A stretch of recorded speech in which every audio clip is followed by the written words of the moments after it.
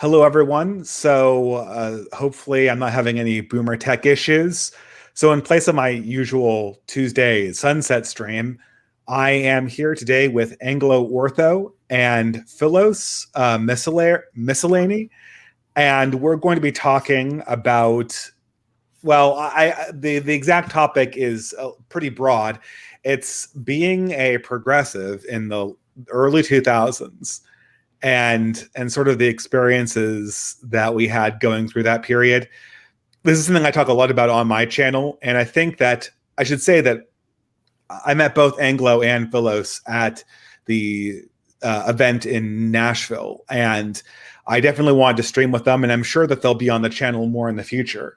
But they both have YouTube channels, and I don't know if I have the links in the description now, but I'll be sure to put them in the description later. So do you want to introduce yourself, Anglo and Philos? Yeah, so I met Dave at the event. I have a YouTube channel, Anglo-Ortho. I'm a former raging lefty,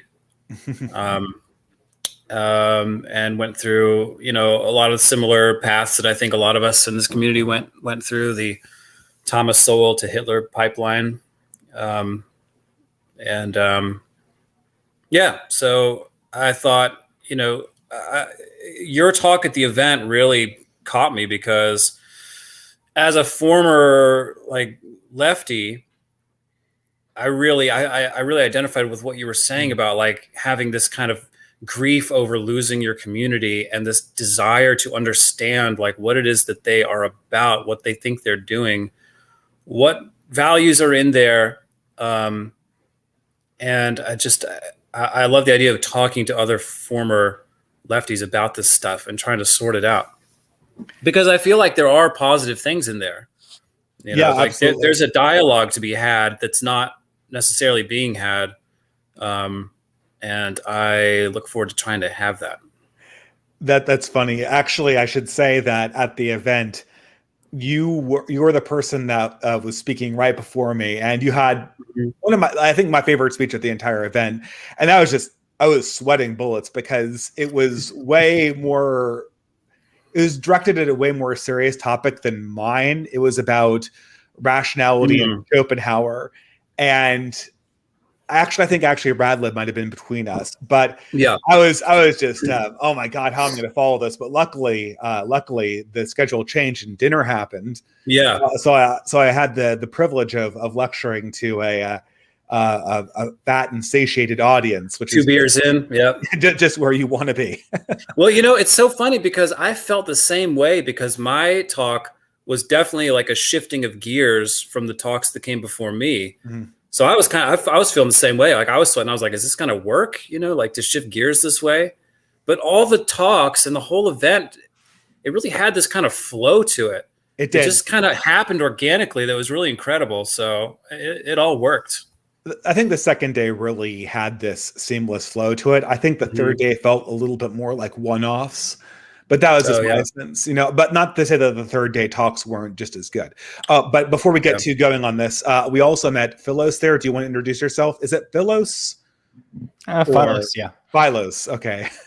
Close enough. A little bit about me. I'm a younger man than the two of you, 26 years old.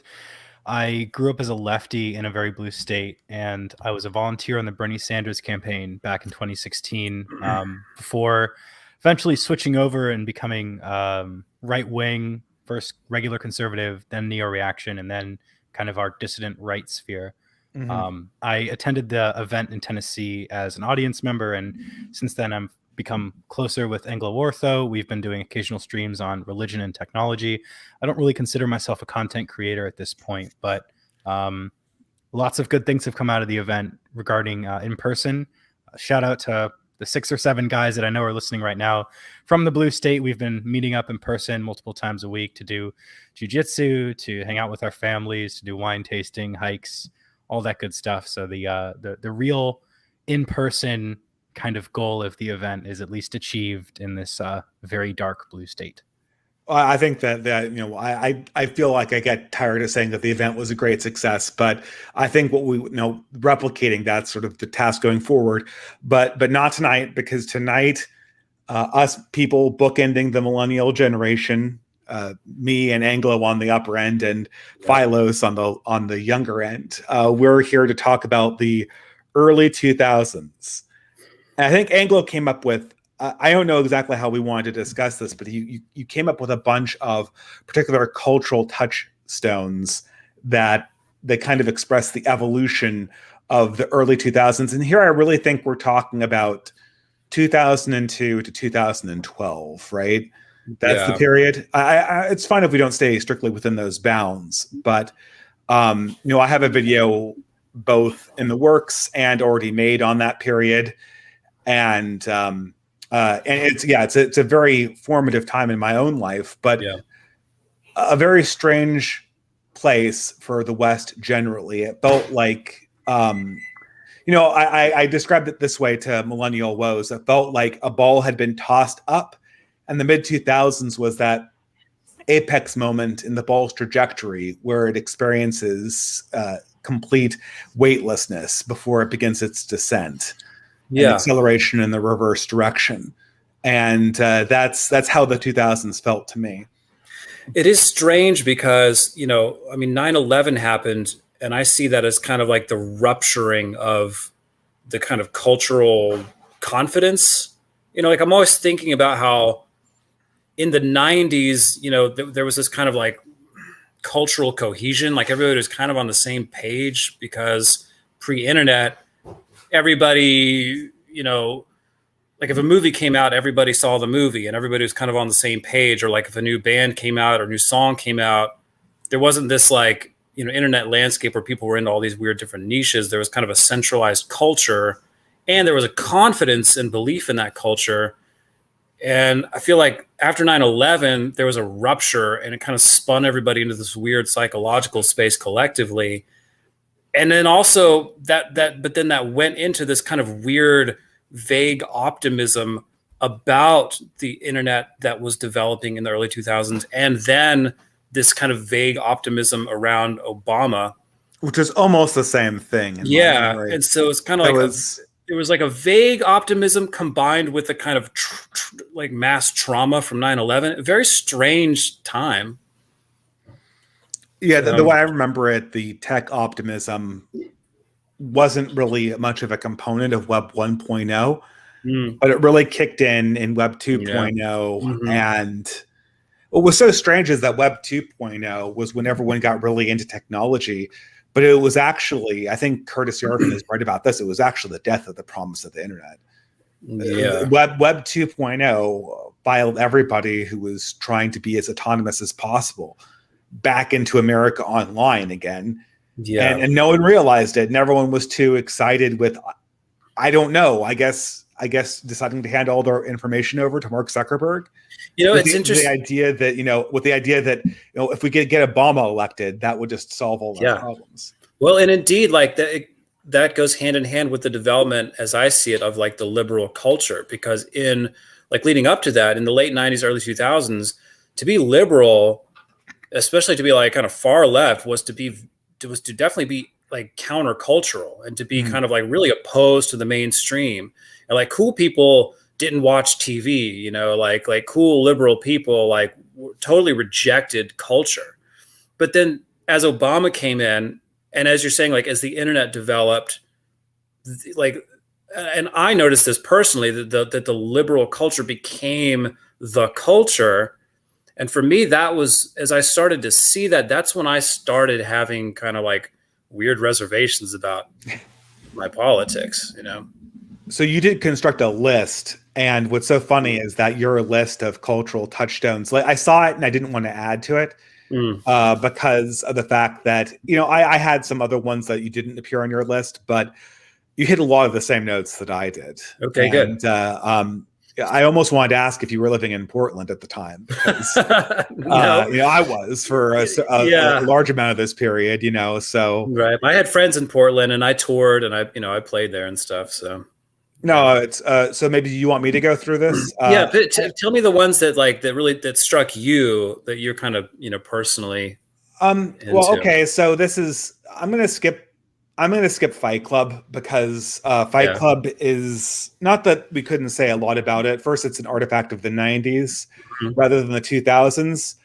Second of all, unlike all the other ones, I think it actually has maintained. And of all the things that came out in the 90s, Yeah. it's the most relevant today and the one that needs the least modification. It's almost prophetic in its, and I don't think there's much more to say about Fight Club. I So haven't let's keep actually that. seen it. I haven't watched it in years. I should probably go back and check it out. Oh yeah. Well, I mean, I don't know. I have this thing where it's exactly how I remember it. Oh yeah. I wouldn't say it's a lot better, but it's not a lot worse. Mm. And of all the movies that talked about coming developments, I feel Fight Club kind of got the closest, to be honest. Yeah. I feel like that And one kind of goes hand in hand with American Beauty to me because they came out at the same time. almost everyone I've ever talked to considers them hand in hand, but American Beauty is absolute cringe if you watch it today. Yeah, yeah, And sure. it does For not sure. hold up. It's an artifact of the 90s. It's nakedly political and condescending to the political opponents of people who made it. And I think more radical people than myself, like Black Pilled, have done a video on this. But you'll get more or less the same take from almost anyone who watches it. Yeah. Because the political divisions in culture weren't so solidified, American Beauty seemed at the time like an independent voice when it was really just the general attitudes of the elites manifested in a film. Mm-hmm. But okay, so the way place I do think we should start is with two bands. I associate them together because they are both 90s bands that dragged into the 2000s, and they were very much the two bands that bridged the 90s to the 2000s. They also were bands that one person told me continuously. He said, of these two bands, these two bands, they seem to radically divide people, but I can't, they always seem just so innocuous and unobjectionable. And those two bands are Dave Matthews Band and Radiohead. Yeah. I hesitated to put Dave Matthews Band on there because I'm like, I feel embarrassed admitting that I used to love Dave Matthews Band. No, I mean, I think that this is Dave Matthews Band was a thing, and it was definitely it definitely started out as a millennial thing, and then started going to more of an Xer audience. The audience of Dave Matthews Band got progressively older. Yeah, and I'm not so sure really what drove that. Radiohead's audience kind of continued to be young, and it continued to recruit young people. There's sort of a phantom band in this comparison, and that's U2, in my opinion. Okay. Because I think U2 was the initial political band. Yeah. And when Radiohead came out, I remember someone saying that his voice sounded a little bit like Bono's in the fact that he could hit very high registers. Mm-hmm. But I noticed that Radiohead fans always had contempt for U2 because the politics were so normy. There was nothing. It was like, it was basically boomer politics in rock band form. Mm-hmm. And Radiohead was new and original and all these things. But, I don't know, does it really maintain very well? I would argue, what is it? I think Morgoth said recently that he probably would like Radiohead, but he hates Radiohead fans. I know exactly what he means. I listened to Radiohead recently in preparation for this stream, and their perspectives, not everything holds up, but what holds up is the paranoia. Yeah, see, I mean, okay, so first of all, Radiohead is definitely probably my top favorite bands of all time, at least in this time period. I mean, I'm a deep Radiohead fanatic. And so like, even now, like I'll listen to Radiohead and enjoy it. That's one thing that I haven't let go of. But yeah, I mean, the thing about Radiohead is that I think there is like a legitimate kind of, paranoia and like a legitimate kind of feeling. I don't know if it's well articulated, but a feeling of critique against modernity and against the kind of techno-fascist thing that's been setting in. And they were really, beautifully and, actively rebelling against that and trying to like scream a warning against it. But the way I see it now is like, because there's no real like metaphysical foundation under that kind of stuff, it just turns into, it's like they could kind of feel the problem, but Yeah. have no path for any kind of constructive solution. And I think that's just true of the left in general. Like, that's how I see the left. There is a lot of like, well-intentioned kind of awareness and critique of certain problems in society, but there is no metaphysical foundation. So it just like there's nowhere for it to go except to kind of devolve into self-righteousness or decadence or whatever. So what I would say about Radiohead is that their best songs, their abstract stuff is still very good, and I love Kid A. I love their abstract stuff, but their best songs are songs about souls trapped inside technological apparatuses, trying to get out and being crushed underneath them. And whenever they talk about politics, though, it's terrible.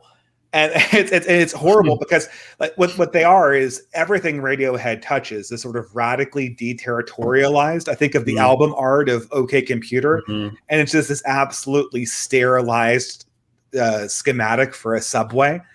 And when they're complaining about the deterritorialization, they're great. Yeah. But they can't ever get back to anything that's substantive, that's anything that's embodied. It's not, I don't think it's very, it's kind of ironic that, that the two best songs of Radiohead are Street Spirit and How to Disappear Completely. And they're both about slowly losing your soul. They're slowly about having your soul dragged away by the modern world, right? Yeah. But there's never any indication how you could get it back in Radiohead. Yeah. Well, that's the weird thing about them, is that they simultaneously are kind of like, are trying to articulate this feeling against modernity and technology, but also like fully embracing technology as a way to create art. And there's this kind of weird contradiction in there that, as when I was young, that just seemed cool. There was just something cool about that contradiction. But in reality, it just means that there is no path out of it. It just kind of, what is it? It's like, it's just because they embrace technology in creating their art, they end up being like a slave to the technology, and their music has just become more and more kind of like glitchy and weird and electronic, instead of becoming more whole and human and beautiful, which characterizes their like earlier and mid-period stuff. Yeah, I thought that their early period stuff was very competent, but I didn't consider it particularly remarkable. There are some tunes that are just really catchy and really well done. I don't mean like Pablo Honey. I just mean like, on OK Computer, there are moments of like an attempt to express a kind of transcendent feeling, which is totally lacking as you go forward. Like Tom York's solo material now is just this kind of like beep, beep, boop, boop, blip, blip, blap, blap kind of weird stuff, the Kid A thing took over. I mean, it's almost like he was consumed by his own radical deterritorialization. Totally. But by the way, I want to bring up the other musical offering because someone literally mentioned this character in the live chat. But before I do, because I know Philos is probably not going to have a comment on this third band. Philos, do you have any experience with these artifacts from the late 90s and early 2000s? I don't know if these bands have on the younger set any reputation. Well, it's interesting because, I mean, by the time that my generation was exposed to them, we were already kind of over it. So there is kind of almost this divide within the millennial generation between the older and younger ones. American Beauty after 9/11, nobody could believe in it. And I think what kind of supplanted the role of Radiohead and Andrew Byrd for kind of the older generations of millennials was this kind of younger, slightly more upbeat pop music that was veiling the sentiments that were that you just spoke about as regards to Radiohead. So, for example, Outkast, right? There's a line in one of their songs, "Hey, and he just says, y'all don't want to hear me, y'all just want to dance," right? It's kind of decrying how artists can't have any kind of semblance of sincerity. Eminem, for example, also would be very violently reacting to kind of that Bush era suburbia. And this extended to all kinds of artists, right? Kanye West, System of a Down, Coldplay. You were either kind of at peace with just kind of depersonalizing into this system, or you would have slightly more paranoid or angry music. I think also for my generation, this led into the late 2000s and early 2010s of the big resurgence of indie folk music, which is kind of this reinstatement of sincerity against the sort of nihilism and passivity of the earlier 2000s. Is it though? See, I hate that music. Well, we might Even when I was, this, yeah. Sorry, go ahead. Well, the indie music you're talking about, we probably were going to get to, right? Yeah. Though you mentioned the next character, which is Andrew Byrd, and so if I'm wrong in thinking that so I discovered Andrew Byrd through this band called the Squirrel Nut Zippers in the 90s, which was a sort of New Orleans style jazz revival album, which is really strange when you think about it. But there was a sort of folk revival in the late 90s and early 2000s that very few people remember, and this was part of it. And unlike I guess we should also mention that there are sort of a separate path. So there was the alternative music that went sort of the abstract, paranoid, completely deterritorialized perspective that Radiohead took. And then there was a sort of revivalist thing.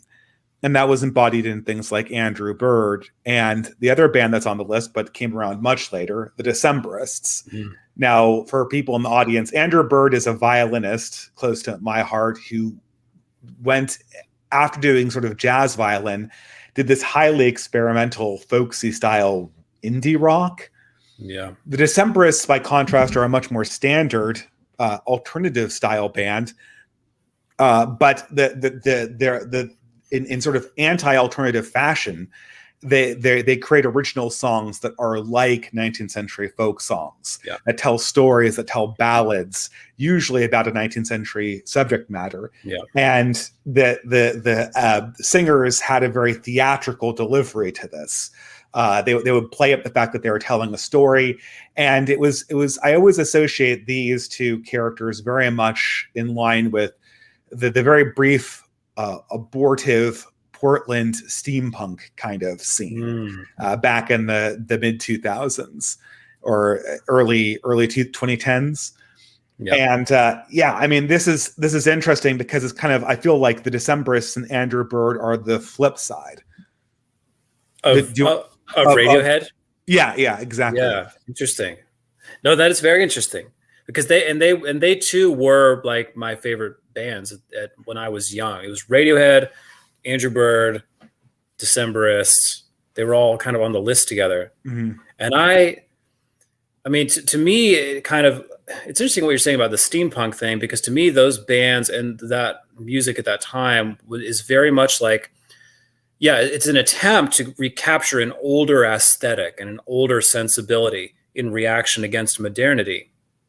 But inevitably, all of those bands and artists just became more and more kind of pop derivative or just kind of traditional in a predictable sense, because again, it's that thing of like, with no real kind of metaphysical groundwork, all of that aesthetic just kind of doesn't go anywhere. And eventually it's like, well, we're professional musicians, we got to like get an audience, so and same thing with steampunk. Like, steampunk is this attempt to kind of recapture some kind of pre-modern, more authentic reality that's still creative and kind of futuristic, but it just doesn't have anything to grab a hold of. It's still just aesthetic. So it's like there's nowhere for it to like establish itself and produce anything really constructive. Well, it leaned into the hypermodern. The music of steampunk as it existed was electro swing, which is this very kind of aggressive beat over more classic instruments. And so this was kind of the other side of the coin. So on the opposite side from the sincere music or the music that appealed to an earlier time, you had this hyper modern electro swing, and then you also had dubstep, if you remember, which is basically just blasting noise. There's no way a young person can simply listen to this. It's just kind of supposed to be this overwhelming flood of different tones and very jarring, very uncomfortable to listen to. Well, the thing is about steampunk, and this was a little bit the way of the Decemberists too, is that the steampunk had it had a fundamental problem as a literary genre, and that is that the people who wrote for steampunk weren't very knowledgeable about the past, and they wrote young adult fiction, basically. Yeah. And they had an audience that couldn't read anything but young adult fiction. And this was, I guess, fine. This was sort of innocent in the early times before the Great Awakening. But what would happen is that the sort of, as the Great Awakening took hold, the progressive politics of steampunk had to move into a mode of criticism against the very thing that it was trying to portray. Now, again, that might not be completely fatal to it, except for the fact that the Victorian ages aren't the Middle Ages. We don't have there's no vagary about about what was written, about what was thought, and so you have these these authors and these musicians and these creatives wearing Victorian getup and creating pantomimes of Victorian culture, and they're unable to write or read anything beyond a 5th grade level, and they're going to stick around and tell you how horrible Thomas Carlyle was. I mean, the problem is it's the physical reminder that what you're consuming is fake, and the fact that what you're consuming is criticizing the real thing adds a layer that you just can't reconcile to your own mind. Yeah. And that's what sort of did it into me. Did the whole genre in for me. I hate to skip ahead, but I'm kind of, you also have this other movie here on the list, and that is Moonrise Kingdom, which is the last movie I saw of Wes Anderson's. And this is really where, for me, the illusion fell apart. Now, Wes Anderson is this director who notoriously likes symmetry and ordered, composed tableaus and characters that are very soft-spoken and that kind of communicate through implicit motions. And he also likes stories about tiny acts of futile rebellion in a larger system that's eternally stable. Now, the joke, and there's this whole genre of YouTube videos that I've noticed that's like, what if this movie was done in the style of Wes Anderson, right? Because it's so, my favorite one is, what if X-Men was directed by Wes Anderson? It's hilarious. Yeah. You can Google it if you want. It's hilarious. There's about 20 of these YouTube parodies because the style is so distinct. But the problem is that what you realize very quickly is that Wes Anderson, while he makes movies that are set in the modern world, sometimes every one of his movies basically takes place in the early 60s. Yeah. And basically the era of Holden Caulfield. And Moonrise Kingdom literally does take place in the middle 60s, and it kind of highlights this. I originally fell in love with Wes Anderson when, in a brief stint at private school, I watched Rushmore. And, I'm like, oh my God, I'm just like him. The problem is private school in Rushmore does not resemble what private schools were like in the 90s at all. Yeah. It's like basically it's some private school that was in time warp from 1967 or something like that. Right. It doesn't make any sense. And the thing is that the characters in these Wes Anderson movies, they exist in this highly ordered society that has very predictable bounds. Yes. Where kids in their spare time listen to Benjamin Britten's Orchestra for Young Adults. Yeah. And where everyone is just in their roles. And so these tiny elements of personality quirks, these tiny and endearing and cute personality quirks are eruptive acts of rebellion, because the system is so tight and narrow that if they just live their own lives, then this is a heroic act of rebellion. I remember going out of Moonrise Kingdom, really loving it, and then walking into downtown Portland going, what this is, I don't live in the same world, right? Exactly. I watched, what was it? I think it was Fantastic Mr. Fox or one of those.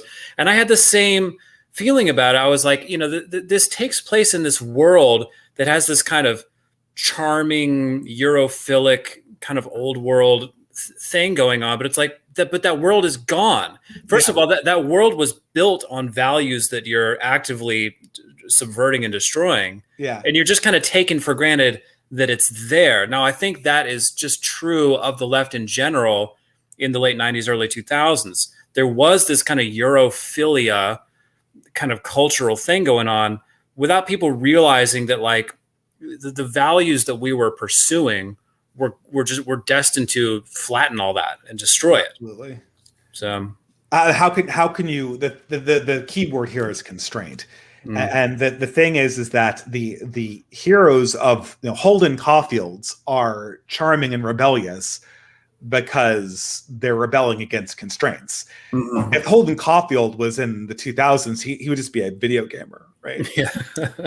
Well, he would complain about the phoniness of his video game experiences. Yeah. But of course, all gamers do, right? That's part of their shtick, right?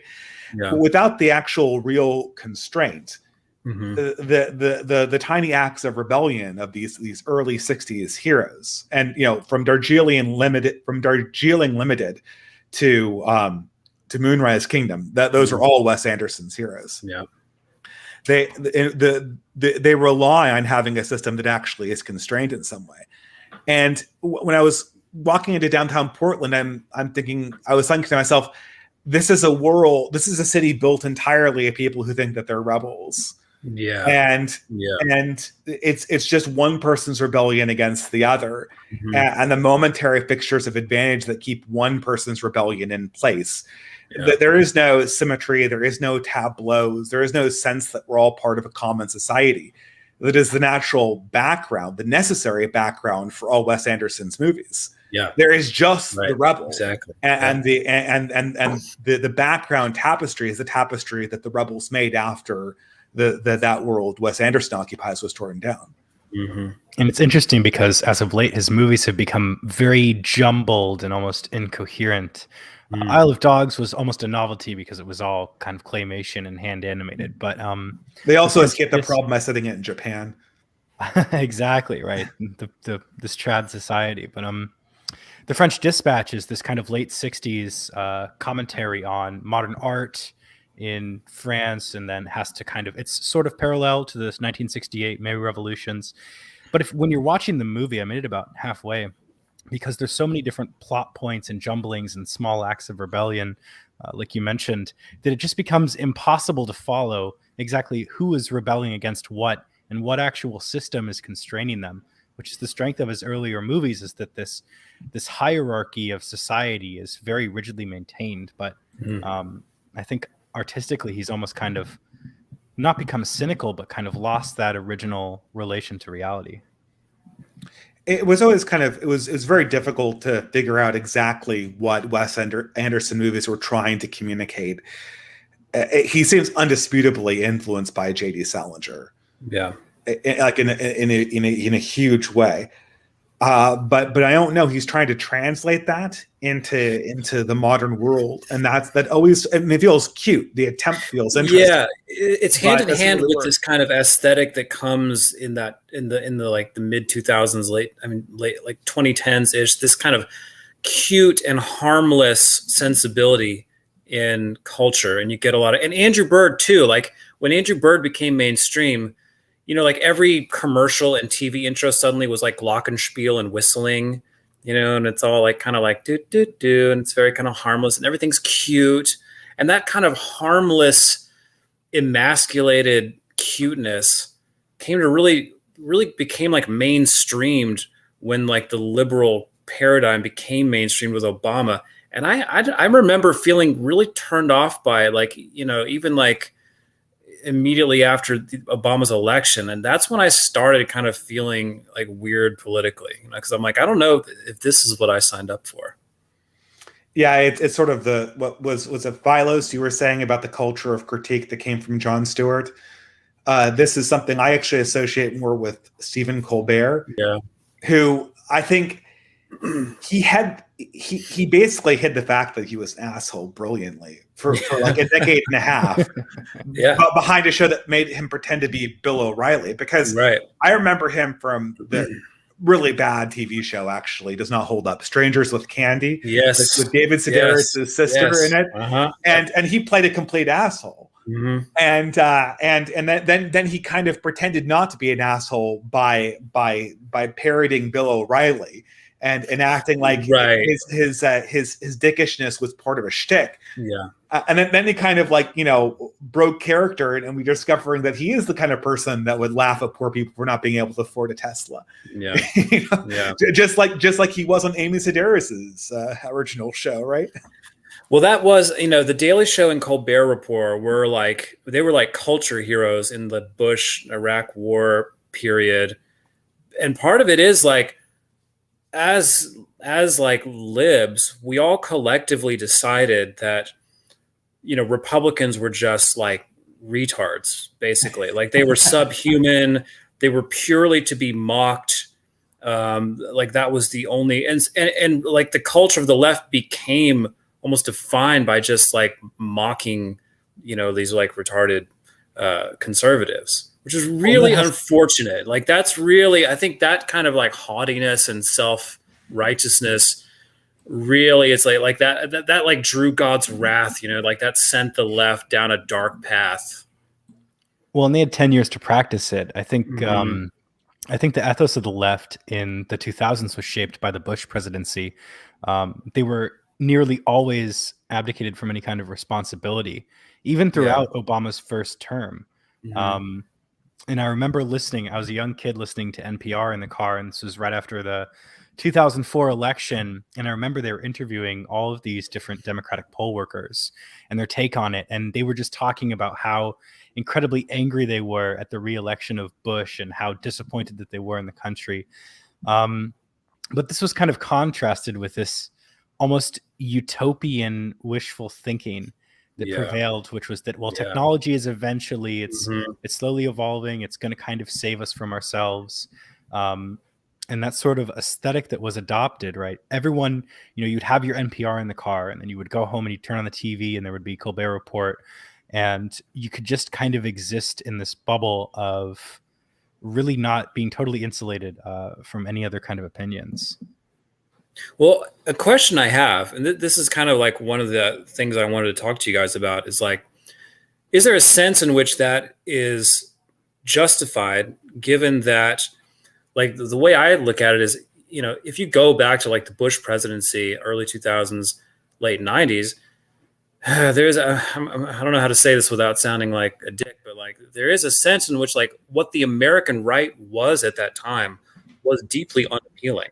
Like the right seemed to me as a young person to be like, the people who just wanted like endless strip malls, and I think of like Halliburton, and people with just utter contempt for the natural world, and people just consumed with greed and profit.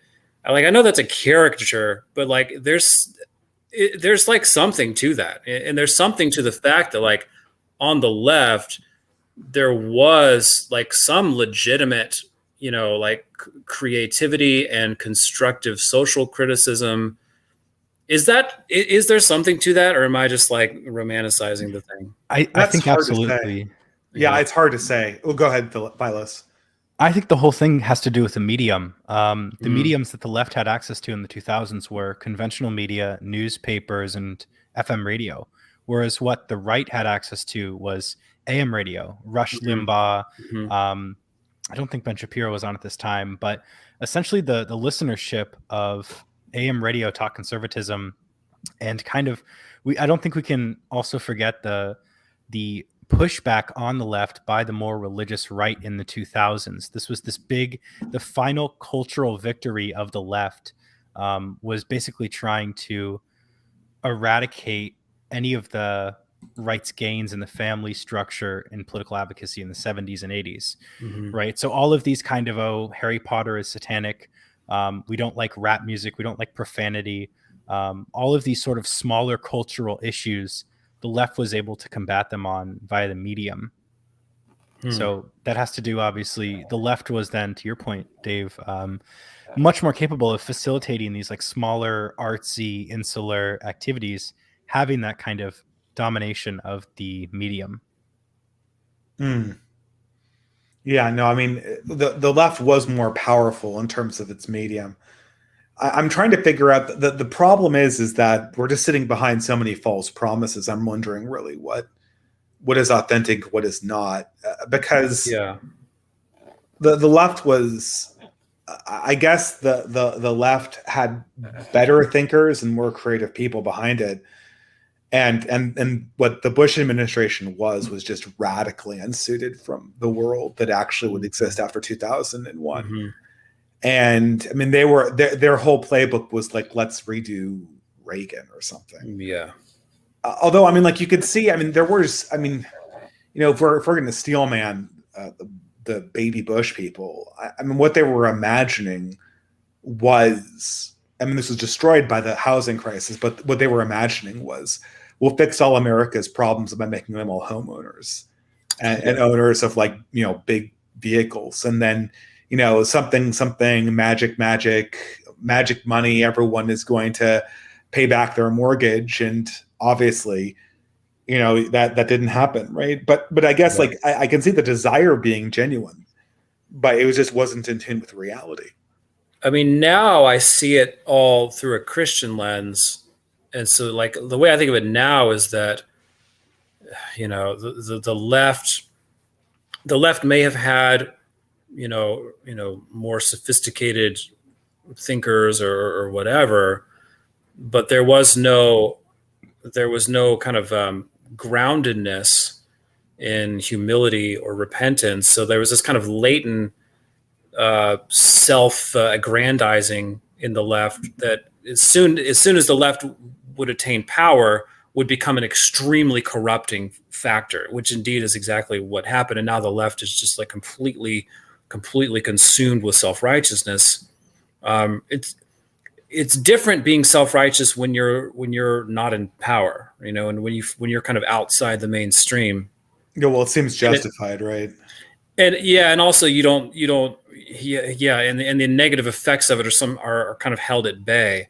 But it's like if you don't deal with that when it swings your way, it's going to consume you, which is what happened. But and also like to steelman the Bush era thing, it's like what I realize now and was totally blind to at the time because I was so self-righteous in my like lefty thing, was that at least there was a kind of basic sense of groundedness and humility about reality, with those conservatives and their kind of social conservatism, which I thought was, which was like what everybody loved to make fun of on the Daily Show and the Colbert Report. Like, oh, these people don't want gay people to be married, huh? What's their problem? It's like, well, at least they had some kind of just basic respect for like decency, and we're trying to preserve just a shred of it in the culture, even though it had been like completely destroyed by that time. I mean, this is, I remember the whole gay marriage was just the perfect issue of that era. Yeah. There was no cost, and the amount of self-righteousness poured out over. Yeah, no cost. Yeah, that's exactly right. And so few maybe so few gay men at least actually got married. It was so strange, and it's weird because people really did think, someone who's been in the news very much this last week has been Andrew Sullivan, who got caught in an ambush with none other than Jon Stewart, who basically totally blindsided him by his woke turn.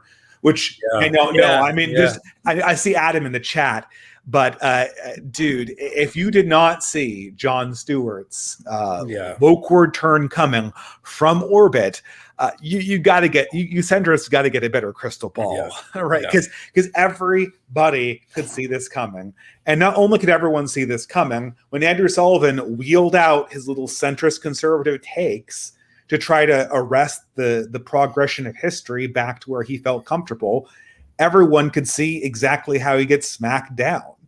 Yeah, and this is the thing is that I think that, but no, what Andrew Sullivan, I read Andrew Sullivan back in the day. He was David French in 2009, but it was believable. I mean, people could actually believe that there was this consensus that Obama was a new consensus that would sort of govern America. The problem is that there's no consent. There's no power in the consensus. There's only power in progress. Well, this is interesting because I think I can safely say that I was chronologically the latest leftist of the three of us. So I was a pretty committed leftist up until about mid 2016. And what was I would no, interesting, I'm right there with you. I was it was right up to Trump that I was still on board. what was I interesting, I was stuck in kind of neocon land, but yeah, go ahead.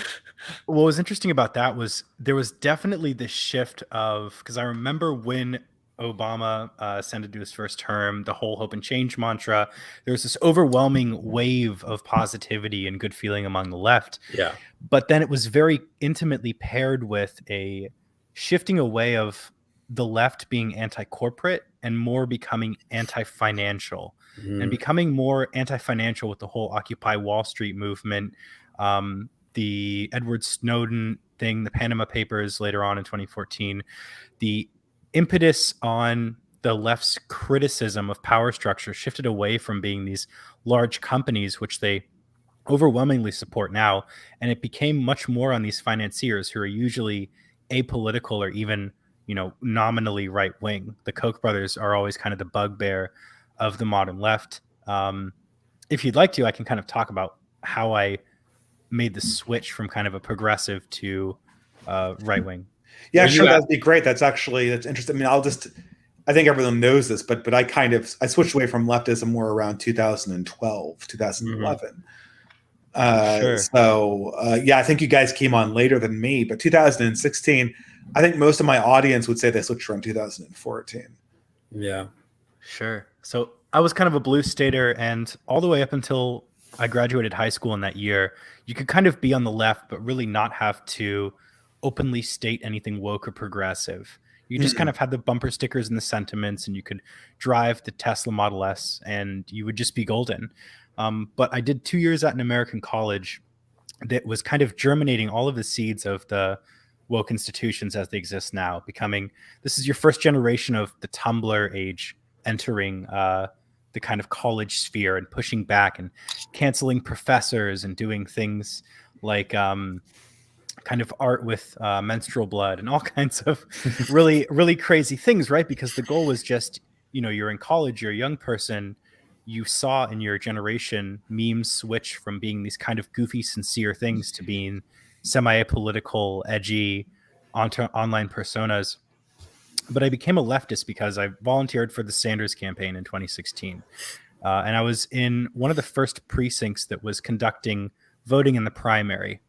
And the college overwhelmingly went for Bernie because obviously the progressive left of my generation saw the fact that, okay, we're very young millennials. We know that we're never going to buy a home.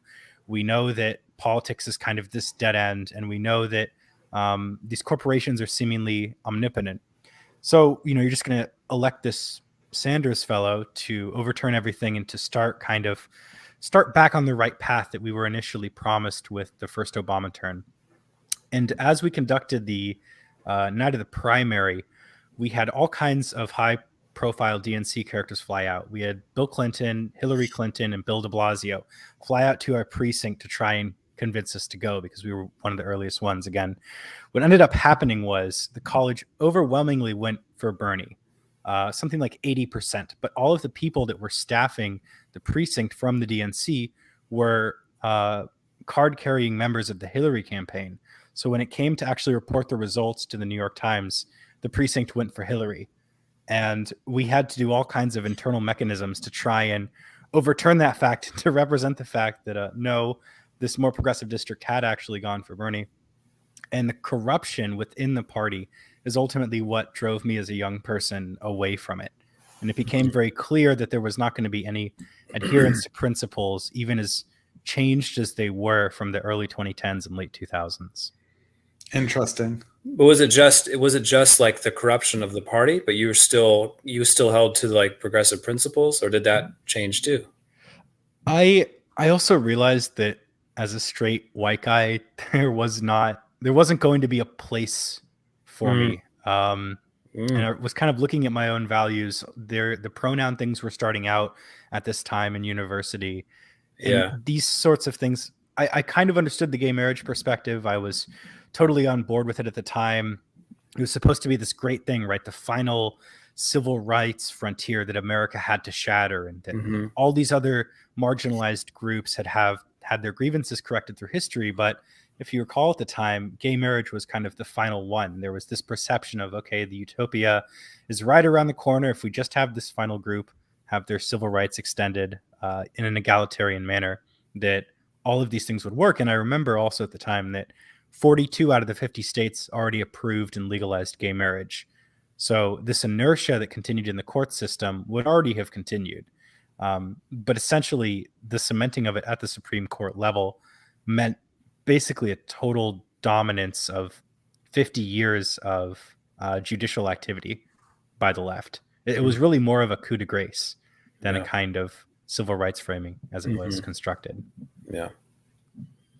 Yeah, I think I'm really somewhere between the two of you guys, because I kind of, going back to like 2010, 2011, 2012, I started to kind of, I was never going to be conservative because those were the bad guys, right? But I started to feel kind of alienated from, the Obama culture. It just took a long time for me to kind of, and some personal things and like the shock of Trump coming along to kind of crack me out of it.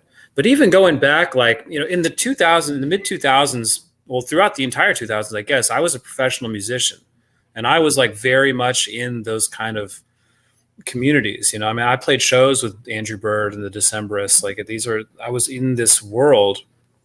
And to me, I just noticed, even as early as like 2007, 8, that the kind of cultural vitality that I associated with those kind of people seemed to be like dissipating, and it seemed to be like running out of steam. The novelty of the Decemberists kind of mining, Charles Dickens and like 19th century literature for material, it kind of like was starting to get used up, and there was like nowhere else to go.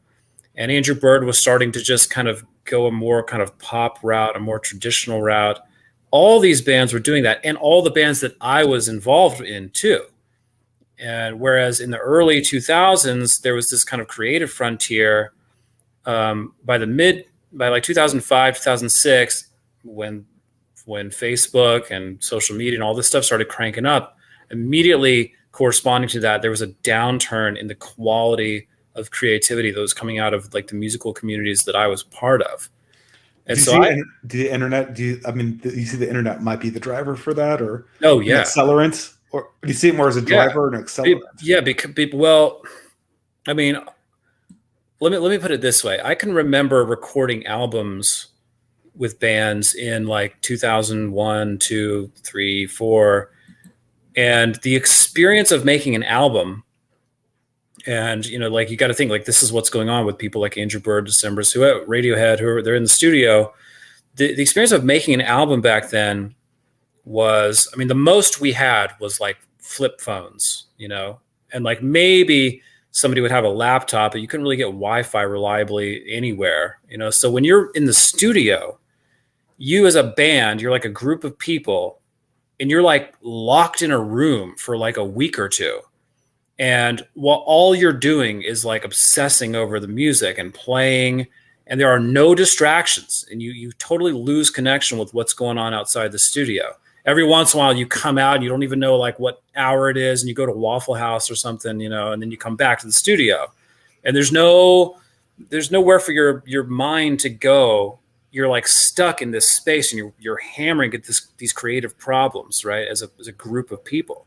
And it was just so obvious to me in 2006, 7, when Wi-Fi became kind of everywhere, Google, Facebook, all this stuff started cranking all of a sudden. And I was a producer. I was producing records at this time. And I just noticed that suddenly you'd be in the studio, and people who were like waiting for their take, they'd be like on their laptops scrolling feeds and stuff.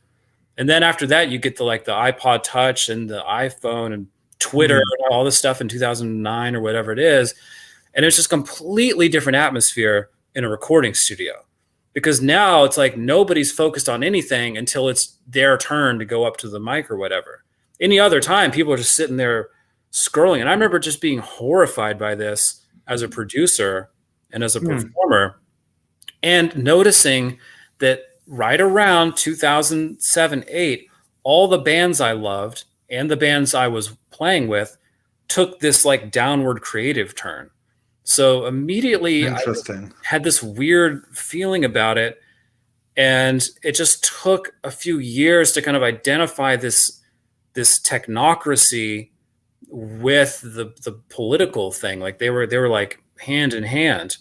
But I, from 2010-ish to 2016, I kind of went off of the map. I kind of like went off and I was doing my own thing, and I was kind of unplugged from the world. I wasn't really paying attention. And I went like way left. I was like a permaculture hippie, radical left kind of person.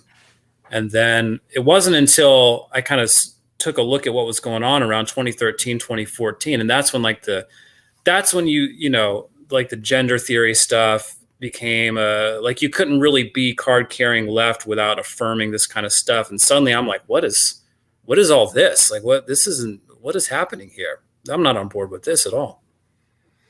Yeah, it's interesting. I mean that just kind of, it does sort of feed into a technological explanation to a certain degree. Yeah. Yeah. And I think that's probably true of like movie sets and everything. To me, definitely post 2010, I feel like just the overall quality of all culture took a nosedive, and I kind of blame social media and Wi-Fi. Yeah, it's weird because it used to be that you get an album, there'd be something wrong with it, and or there would be a bad track or something wouldn't be perfect, and you focus in on that. But post 2009, the albums actually got technically better. There weren't like obvious mistakes with them. Yeah. But they became markedly less interesting. Yes. And because like it's interesting you put that in the studio, because I would have assumed that the problem would have been with sort of the outside inspiration people brought to the studio and not to the actual moment in which the music was created. Well, it's both. I mean, my problem was, like the experience of being in the studio changed, but also because this was happening to like all bands, you were getting less inspiring music coming out in the world. So like used to be like, the new Radiohead album comes out and I'm like, get all excited, and that's fueling me and my process in the studio. But now it's like the same bands are making less interesting music. The performers in the studio are more distracted. But then also, like, that's just the production side. Like on the consumer end, people are losing their attention spans. People are losing their ability to like listen to a whole album. I mean, Dave, you remember like in the 90s and early 2000s, you would like, maybe you and your friends would sit down when the new album came out, and without any distractions, you would all just listen to the whole album. Yeah. Like, that's a thing, Melancholy and the Infinite Sadness by the Smashing Pumpkins. Like, you put that on and you just drive around and listen to the entire thing without a word. Yeah. And that was a long album, Yeah. I mean, can you imagine anybody doing that now? I mean, I can't even imagine people having the capacity to do that now. Yeah, it's strange. There's not, it's a chicken and the egg kind of thing. I do sympathize with this perspective that it's all just the declining attention spans. And, but, I guess maybe this is just emotional, but I feel very much like the declining attention spans and social media were just the sort of gasoline on the fire, and that something like this was already kind of going on. Yeah. I mean, the 2000s largely took place before the invention of Web 2.0. And, there was this revival of folk music in the 2000s with the Decemberists. But something was really very different about the optimism of 2008 when compared with the optimism of 1995. Well, I think it's because we knew, I mean, I remember being young around that age, and that you knew that something was around the corner. There was some momentous shift. My school bought all these MacBooks, and you had all these internet websites that you would browse. And as a kid, you wouldn't just go to Facebook, Snapchat, Twitter, whatever. You could do forums, you could do image boards. Google was a much more powerful search engine for finding niche content. So there was still this perception, as I remember, between like 2005 and 2008, where you could really just find anything that you wanted to online. And you would Google something, and a third of the results that you would see on the first page would be some guy's blog. Whereas now, it's that kind of the highly overproduced and curated content. There's two further parallels which struck me. The first is that I grew up in Seattle, and I remember in the 2000s kind of watching the 90s die in real time, going to school there throughout that decade, the closure of more and more independent shops and the establishment of gentrified buildings and franchises. And then also another element is that it seems as though all of our celebrities are exactly the same as they were in 2008. All of them, like all of the movie actors and actresses, all of the musicians, all the politicians, even, they're the same people that were around when I was 10, 15 years old. Yeah, that's a strange one. That's another thing that I started to notice in like 2010, 11, 12. It just occurred to me that, I remember back in like, the late 90s when like Backstreet Boys and Britney Spears and all this crap started to come out. I remember at the time thinking that stuff was, temporary. I was like, oh, this kind of shallowness is not going to last. It's just kind of some temporary, corporate consumerist thing. But there's this culture war between, NSYNC, the NSYNC world, and the authentic world of like the Andrew Byrds and the Decemberists and the Radioheads and all that kind of stuff. And that stuff's going to win. That's going to win the culture. And I thought, like, when Obama was elected, I kind of thought this. I thought like, oh, the kind of the authentic culture that I associate with the left is going to win over this shallow corporate, like BS Britney Spears culture. And so it was really horrifying to me, 2011, 2012, noticing that, like, if you turn on a daytime TV show, daytime talk, they're talking about, like Justin Timberlake. And I'm like, why are we still talking about Justin Timberlake? As if like Justin Timberlake is like legit music. But it literally, that's where the culture went. Justin Timberlake is in Beyonce. This is like the legit mainstream culture. And I'm like, what happened?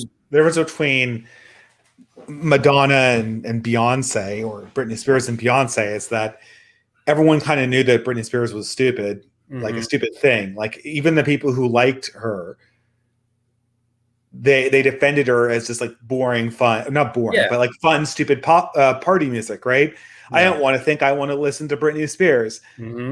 But when you look at these people, the modern pop equivalents like Beyonce, like originally I thought it was a joke that people took Beyonce seriously. I know. I thought that like this whole idea that this was like the best music ever, like this was sort of a running gag, kind of like Rick rolling or something like that. That this or Chuck Norris jokes. Like I thought that the Beyonce thing was like, but people actually believe that Beyonce is world-class music as opposed to just stupid pop music. Yeah. And a further interesting element is I think celebrities used to have a point in their lives where they would just become washed up. Nothing against them, but at some point, a band or a Phil Collins or a Bob Dylan, they just become irrelevant. You take that back. Bob Dylan and Frank Sinatra and Bob Dylan will never be old. They will always be good. I maintain that. Some things are forever. Times are changing, but Bob Dylan, you're not. You can pry my blonde on blonde vinyl from my cold dead hands, Philos. My cold dead hands. I will take it back for Bob Dylan, but not for Phil Collins. Well, Phil Collins is different. The Genesis stuff was all right. But my point is that essentially, like modern musicians never have to be washed up. Madonna, Britney Spears, all these other types, they're still just as active as they are. And celebrities seem to be unaware of how to either gracefully age or just gracefully step out of the limelight. I think I was talking to someone at church about this on Sunday, and just the idea that like, it used to be like even like the Rolling Stones, say, who are still on the road, like from starting in the 60s, these people were like legitimately countercultural. They were like actively against a very established mainstream culture. And it gave them a kind of vitality. But you run it forward from the 60s, and slowly there's like this inversion where like that counterculture becomes the culture. It's a whole different story, because one, it squeezes any kind of vitality out of the music, but they're still pretending to be rebels. But two, like you're saying, they don't burn out. They just become like corporately subsidized, and they just become like, it's just a paycheck, and they can just do it indefinitely. Well, and there's also the streaming apps. That's a whole nother matter, but it definitely corrals and financializes a lot of different other elements that would have previously led to organic artistic creation. It's kind of funny that this is, I mean, not that this is a bad way to go, but it's interesting that this particular panel has fastened so concretely on the technological and sort of the physical reaction to the technology that's come from this as sort of the source of this decline. It's definitely it definitely is, like, it's undisputable, right? But I guess, I have a story to tell about why a cultural decline has happened. But I don't think it's just technological. I think that there's something beyond that. I don't know. I think that if we all put down our phones and looked around at the world and each other, I don't think we'd be making very much happy music. Oh, yeah. Yeah, no. Yeah, I did a kind of fun, well, it wasn't fun, but it was educational. I did a thing last week where, because I think that, and I think like it's like this back to the 90s thing, it's like this kind of, there's this nostalgia for the 90s, like before the smartphones and before the, Facebook feeds and stuff. But I went back, and you remember MTV used to do the top 20 countdown back in the 90s. And then at the end of the year, they would do the top 100 countdown, and like you just like binge like the 100 top MTV videos for the year. I went back and I watched the top 100 videos from 95, 96, 97, 98, whatever.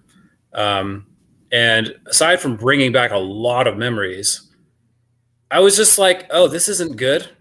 This isn't any better. Like this stuff is trash too. It's just a different kind of trash. Yeah. So I think you're totally right. Like I don't think it is the technology. It's almost like the technology is a manifestation or a kind of a handmaiden to some spiritual ailment or something. Like it's all part and parcel. It's all like together in some way. Well, I genuinely still love Bob Dylan and Led Zeppelin and stuff like that. Like, yeah, that's what I was saying at church. I was like, I can't give up Led Zeppelin. The problem is it's just so obviously period at this stage. It's just there is an essay I always threatened to write called "How Rock Became Period," and there was a transition sometime in 2011 where rock went from being something that was happening now to something more like bluegrass, where it's a pastiche of something that happened in past decades. And insofar as you were doing rock and roll, you know how all bluegrass artists kind of affect a Southern accent, even if they come from Portland or Maine or something like that. Well, I think in some sense, if you're a rock artist in the 2000s, you're basically sort of LARPing as, Bruce Springsteen or the Doors or something like that. And I don't know if you can really be an authentic rock artist that's not a character actor. Of course not, because you can't really be counterculture, because rock and roll is the culture now. It's like if it, like back in the day, you were actually, against some established thing, like I was saying, and now it's like there's no way to do that. I mean, being countercultural now is to just be normal. Yeah, I bet otherwise the Ramones love being featured in every Marvel movie. That's interesting. Yeah. Well, what Marvel movie? Just a lot of them. Any kind, or even Disney movies. You'll have these kind of like rebellious scenes with characters, and they'll play some 80s rock ballad or Yeah. some Marvel punk loves music. mining that stuff. Yeah. Love it. Yeah. Hmm. I mean, that is one of those things that that sort of makes the thing is that the 60s put our language of culture only in the language of rebellion and breaking of constraints. And the problem is that no one knows where the constraints are anymore. Right. The only constraints that exist are guarded by too much power to actually break them. And so, you have these Marvel movies, and the Marvel movies, the problem with them is not that they're bad. The problem is with them is it's almost like they're too good. They're not bad enough, and they're not good enough. And so they occupy this very, like, there are technically not a lot of mistakes in a Marvel movie. Yeah. And there's also not a lot of dead time or problems with them. But the fact that they're sort of streamlined so readily kind of makes you, I mean, it makes you nostalgic for a shit movie like Red Sonja. I mean, even though that had like this, a phoniness coming out the seams. And the thing is that the Marvel movie, it almost kind of traps you. It kind of challenges you to think outside of its bounds. It says, in this movie, we're going to break all the conventions that you can possibly break, and we're going to do it in a paint by numbers fashion. And we want you to imagine a constraint that we haven't broken in this movie, that it's all something you would find entertaining. And, I bet you can't imagine it, right? And so here is your action movie, perfectly streamlined to what is allowable to think in this year. And, next year we'll be out with some slight modifications, but nothing ultimately is going to change. And, every time, and the real problem, and this is why there's one genre of movie that seems to have been relatively unaffected by this cultural collapse, and that is the ghost story. I would argue that I've seen, well, I'll talk about this a little bit later, but the critical element of our age is that while we're experiencing these incredibly streamlined products, there's this lurking suspicion in the background that something horrible has happened or is happening, or there's some large bill to be paid in the future. Yeah. It's almost like we're walking through a David Lynch movie. Well, I think I could name that exact sentiment. It seems to me like the genesis of these cultural products is the fact that there's 10,000 people producing them. Whereas something like Red Sonja, even though it was campy and atrocious, it was primarily the brainchild of, I think, David Milius. Yeah. Right? Oh, yeah. So most great works of art usually have one or a handful of very committed people that see their wacky vision out to the end. I think that problem that you're pointing out, Dave, is one of the erasure of the individual in lieu of kind of appealing to just an almost totally unidentifiable collective, right? Because Marvel movies are marketed for the US, they're marketed for Europe, they're marketed for China. So they just totally erase both the artist and the individual in that process. It's so true, because the Marvel movies feel like they're created by like a vast team of pros, which in a way is kind of satisfying because it's so every aspect of it is very well done. But there's no like weird genius driving this vision forward. It's just kind of this vague excellence that's not really satisfying, but it's very kind of hooks you, but doesn't take you anywhere. Well, the thing is that from the outset that nothing particular is ever going to be uncovered by the Marvel movies, because anything particular would be threatening, and threatening would make the movie less broadly appealing. That is the ultimate risk that anyone could have, is that this movie, well, except for a few sort of well-worn avenues of aggression, there are certain groups you can go after and actually critique. But outside of that, there is an utter fear of coming to a particular conclusion or depicting a particular conclusion inside an actual movie. This is exactly what I felt about like music and culture in the mid 2000s. It seemed to me that what was happening was that everything was becoming extremely risk averse, and that was crushing any kind of vitality in art. Because this thing developed where Like you think of, okay, think about Radiohead. Radiohead, there's this kind of ambition to what they're doing, at least in their like mid period. They're really trying to do something new, and they're really trying to reach for some kind of expression of transcendence, and they're and a cultural critique. They're really making this effort, and to the degree that it's achieved, it's great, and the degree to which it's not quite achieved, that just comes off as pretension. And what seems to me to have happened to our culture around 2007-8 is that pretension became identified as like the cardinal sin, which means that the worst thing anybody can do is take creative risks because you might be pretentious. Like all the TV shows of this time are just like completely focused on skewering pretentious characters. And I always like hated this because like I was very pretentious, you know. I was very creatively ambitious, and I was like, this isn't healthy. This isn't a healthy cultural impulse. They're just like, oh, we're all so smug and smart, you know, we're just going to skewer any little shred of pretentiousness we can find. It's like, well, how do you expect for artists to try to reach for anything if there's zero room to allow a little bit of pretension, you know? Yeah, I didn't like what Philo said about the lack of individualism on the part of the creator of the product has become less individual at the very same time where the consumer of the product has become less collective. I would put that. There is no, well, to borrow Wagner's own favorite way of putting this, at least according to the movie autobiography of him, there is no folk to consume my magnificent, you know, opera, right? There's no, in order for my opera to be a success, there needs to be a folk to consume it, right? Yeah. And the thing is that there is no American folk anymore. I hope I don't get canceled. Well, that sounds a little bit mid-century German, mid 19th century German, huh? But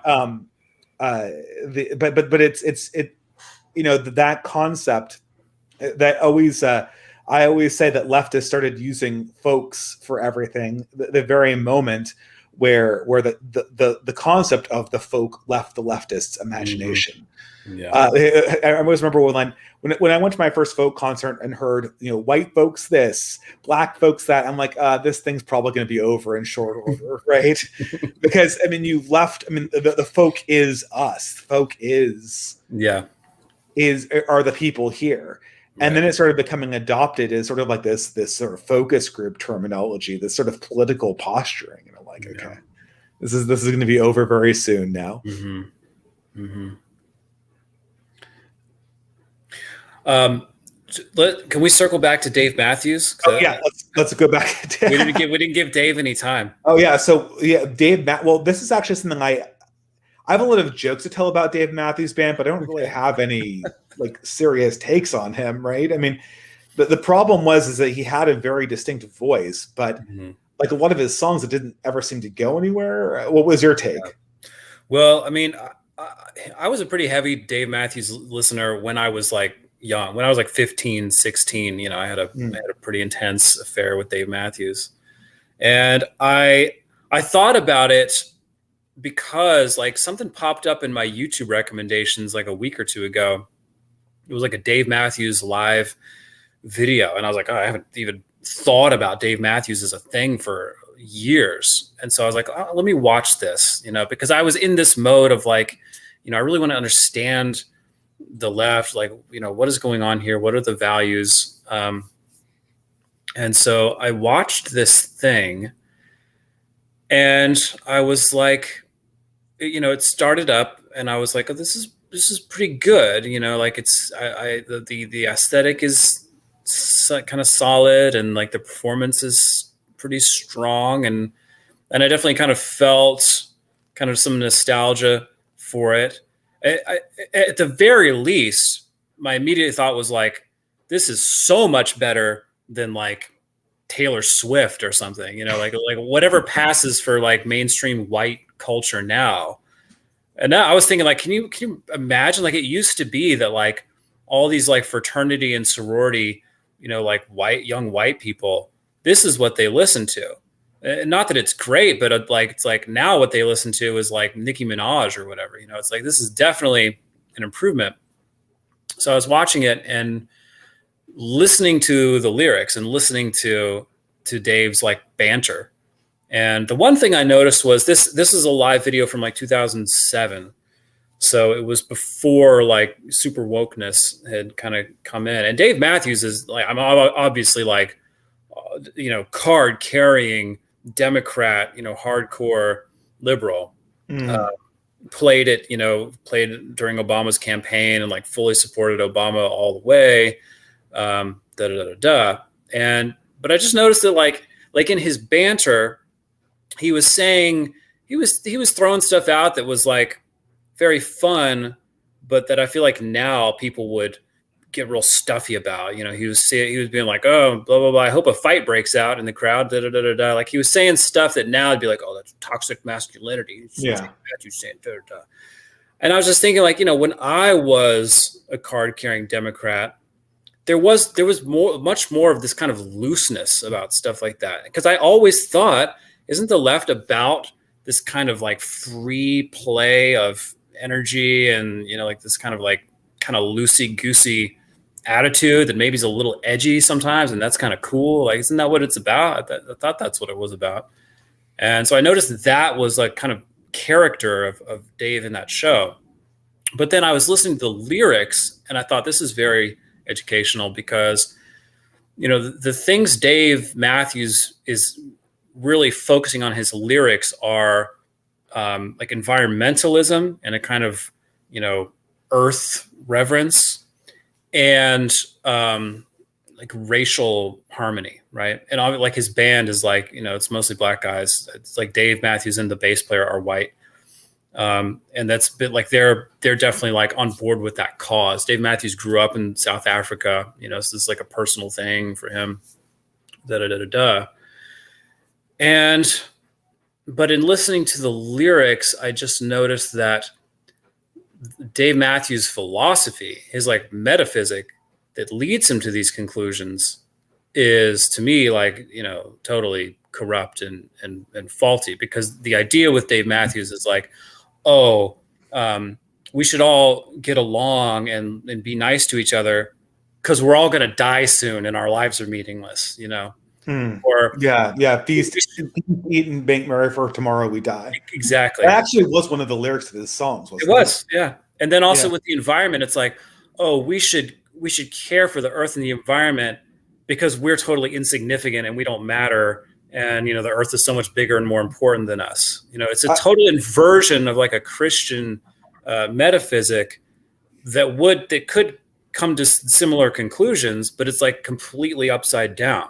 In my opinion, the worst thing to happen to the environmental movement was the global warming technocratic perspective, because you could see a shift from sort of the back to the earth environmentalism of the 90s, where to be environmental meant living your life so that you were closer to the earth in all these ways. And then in the 2000s, we went to this like, it's all about climate footprint. And in order to do that, what we need to do is pack everyone into hide-and-seek living and just never go outside, because the second you go outside and breathe air or expend energy in any way, you're destroying the earth. So it stopped becoming about developing a human life that was close to the earth and started being about managing the destruction of human life for the greater good of the earth. It's really sort of funny. They smuggled misanthropic deep environmentalism in through the back door of technocracy. Yeah. But as a young person being raised in this, it became this very sacralized ritual of environmentalism. The buildings and stuff that in the blue cities would have to all have some kind of green certification, and you had to be told constantly that whatever food or whatever coffee you were having was organic and compostable, and you were encouraged to be meatless on Mondays. And in general, you were always presented with this very positive, do your part to save the planet bit. But there was, like you were discussing, this undercurrent of just like, everything's just useless anyway, and we're all just going to perish, and this nihilism that undergirds it. Yeah, and that was always there. Like, that's the thing about, like, that was always kind of under the surface, just waiting to sabotage everything. So, but it's like, what makes me kind of like heartbroken in some way about all this is that it's like, I was listening to something lately. I don't remember what was it? Oh, I think it was Unpopular Opinions, and they were talking about Sesame Street, and someone said something like, "Oh yeah, like you think of maybe like early Sesame Street as being cool, but if you go back and watch it, it's all just environmentalism and racial harmony. It's like totally paused." And I thought, well, the tragic thing is, like, care for the environment and like racial understanding and harmony. These are not bad things.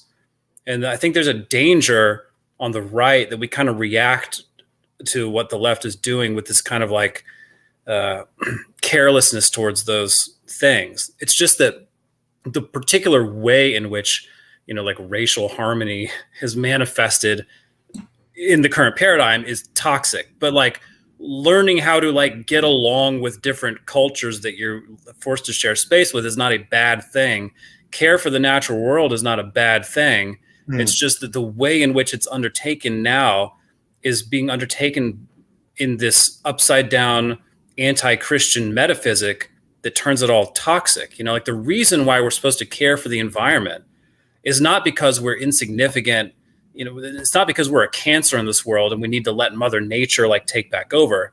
It's because we're made in the image of God, and we are at the top of the pyramid, and we have a responsibility to steward creation.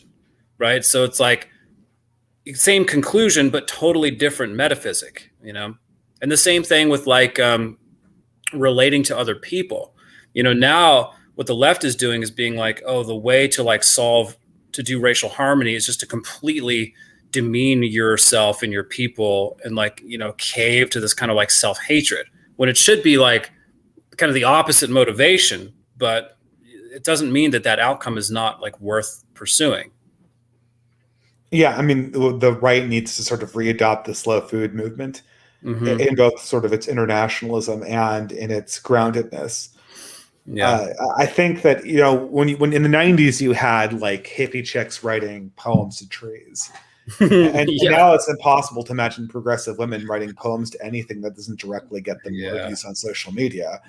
And this sort of really speaks to, I say this being a social media content creator, but even then I kind of hate. I mean, I everyone like, share, and subscribe, but like I think that this is what we're doing here is actually trying to get solutions so that we don't end up as social media content creators first and people second. I try to keep that in my own mind every time I do this, is that the real objective in all of this is to fashion a life for yourself and fashion friends for yourself that you can actually relate to. And if something's not embodied, then it's not real to you. Yeah. And I think I would feel very difficult claiming that it was part of me if it was just some affectation I took on the internet. Yeah, right. Which is exactly what all of culture has become. Yeah, everything is right. Yeah. And it is, and it's, I think there's this tragic thing going on right now where like all of the positive values in the world are kind of trapped in this weird political dialectic where the things we should be doing, or maybe, like could possibly look for, are all being pursued in an inverted way by the left. And the right has a tendency to react to this by just doing the opposite, which might not necessarily be productive. It's just, you're just reacting. I think about this way with like gender issues. I don't think it's a good or healthy thing to like demean and degrade women, but that tends to be like what we do on the right, purely as a response to the kind of like simpery culture that we're like saddled with. Yeah. And it's like, I understand the desire to kind of like, you know, to kind of put on that show. But in an ultimate sense, like there's no healthy world that doesn't recognize and appreciate the value of women. There has to be this harmony between men and women that is not to be found, because like we can't get out of this political dialectic about it. And that's true of so many of these issues. Well, this is very much a digression. We're heading into sort of the super chat area. But there was this sort of debate on, okay, yeah. So over lunch at work, I did look at Aaron McIntyre's feed, and the only Twitter thing I read. But there's this debate about, I guess some normie conservative kind of did this whole, oh, guys, we shouldn't be hyperbolic about this whole, pedophile thing, accusing our opponents of being, of wanting to, diddle children and all this stuff. And of course, this is sort of pushed back on, and that like this is not how you do politics. And this is sort of this comes up where intellectually hyperbole is deadly. It is a form of dishonesty, and worst of all, the worst danger of hyperbole is that since it's believable in performative dishonesty, the most likely person you're going to fool is yourself. And it's very dangerous to fool yourself with even an exaggeration. The difficulty is that, the people like Aaron McIntyre are absolutely right.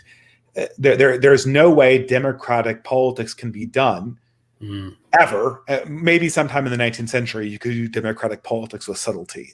I know Todd Lewis believes that. Yeah. I don't personally, but there's no way to do democratic politics without hyperbole. So you've got this weird thing where the best you can do as an intellectual is sort of walk back the hyperbole by doing something like, well, a lot of people are saying this, and I understand the emotion, and you should really take their concerns on board, all the while behind the scenes you're pouring gasoline on the fire, right? Which is kind of dishonest, right? But it has, the problem is the modern political situation has us trapped in this way, where we can't walk away. We want to desperately walk away from these implements of destruction, but we're afraid that the second we do walk away, our enemies are going to stab us in the back with them. And this is the trap that I felt very distinctly, and this is the trap that I think everyone else feels. And I don't know. I think this is something that the people on the right feel a lot. I don't know if there's a large number of people on the left that feel this way, but when there is, and maybe something can be done about it. I'm not sure though. It sort of reminds me of this great quote from Pareto. When he's talking about the declining old elite, he says, a direct quote, "The divergence between the subjective and the objective phenomenon produces many illusions, and that the effete elite often preserve a certain passive courage, but lack active courage." And it kind of reminds me of how, like you just said, most people are drawn to sort of gamify politics in a sense in the social media sphere, where they have to sort of delude themselves because if you're constantly confronting the objective phenomena, you're never going to be able to win in a battle where your opponent will always leverage either some kind of subjective or some kind of bias against you, or being able to spin you. You have no real incentive to kind of stay true to your own sincerity. So, go ahead. I was just going to say, that's all true. I think, to me, I think the only kind of like, forward momentum is just to kind of like, is really just to try to talk to people. I mean, do you guys still like have lefty friends that will still talk to you? No, I've lost a lot. This is actually interesting, because this is, I think, what I talked about a little bit on in my talk, and I know we talked about this too. Like, I've lost a lot of really close friends. All the friends I talked to about politics, I've lost. The lefty friends I still have, we have an understanding from before. I actually have more left-wing friends that I've kept, because there was a standing understanding that, well, at least I would never talk about politics. They go into it, and I just go. I do the whole Pez dispenser bobblehead thing, and that's the only way you can manage it. I have not talked in person to, I don't think the left wants to talk about politics. Yeah. You don't think one would like come on your channel and like have a civilized discussion about these values? Oh, wow. That would be pretty wild. I don't know. I don't think that's what they, I mean, the problem is it's just, if you know a leftist personally, I have memories of my left-wing friends telling me that things would never get to the point where they've gotten, very prominently. And I know that they've said things in the past that they would now cancel people for. Is that not supposed to be part of the conversation? That how could it not be, right? Yeah. And because if it isn't, then it's not really a very honest conversation. And if it is, then it's an embarrassing conversation for them, and one that's sort of embarrassing in a very personal way. Yeah. As I said before, there needs to be some way in which the left can win and then hand all their power over to the right wing. Like, like what was like, okay, the woke revolution has happened. Like, this is the anti-racism regime. And we decided to implement the total anti-racism regime through Catholic monarchy, right? Or something like that, right? So the leftists can go like, "I told you so. We won," and then we just do. There is a great R.N. McIntyre quote where he says, periodically, feminists will reinvent healthy sexual norms like marriage and act like they've rediscovered Atlantis. Yeah. That is it's a joke, but it's not such an implausible way through the eye of the needle. If feminists and progressives were to convince themselves that monogamy was their idea and that post-sexual revolution politics was their idea, that might reintroduce dialectics in a way that might actually get somewhere. It's a total like shoot the moon type move, but really I can't think of another way to do this. It's funny you mentioned Dave Matthews Band, because one of the most depressing videos I've seen recently has been I Hypocrites discussion about why Kurt Cobain was one of the first SUWs or the first like woke progressives. And man, it's true, but it gives you this giant sinking feeling, right? I think the trans community is claiming Kurt Cobain as one of their own now. Oh, really? Yeah. Oh, Lord. So that's pretty amazing. Yeah, you can be retroactively converted to trans. Like he was one of us. He was really one of us. Well, if Dante can do it to Cato the Younger, then I don't see why the trans can't do it to Kurt Cobain. He certainly kind of was spiritually there with them a little bit, but that's that I see Living being in the chat saying that she's faced harassment in online right-wing spaces. This is sort of the eternal struggle, which is that what's her face? I mentioned this to Thinking Ape a while back, where I caught this debate between, I forget what her last name is, Sydney something. She's sort of this normie right-wing person, and she had Nick Fuentes on, and she Nick Fuentes kind of abused her a little bit, right? Of course. Of course. But the thing is that unbeknownst to her, because I know she didn't mean to do this, she kind of pulled a passive aggressive move as a modern woman that you're really not supposed to do. She tried to shame Nick Fuentes for being a virgin. This is something that this is something that like modern women, like it's not modern women's fault because they haven't been told that they shouldn't do this. Right. Like, this is something like if that move is allowed inside political spaces, then, or moves like that are allowed in political spaces, that you're setting conditions up so that passive aggressive female actors can distort the political space. It's Sydney Watson. Yeah, Sydney Watson. Again, I'm sure she's a very nice girl. She didn't deserve the verbal lashes that Nick Fuentes gave her. But everyone's wondering, so there needs to be a norm established here that you can't pull that move, right?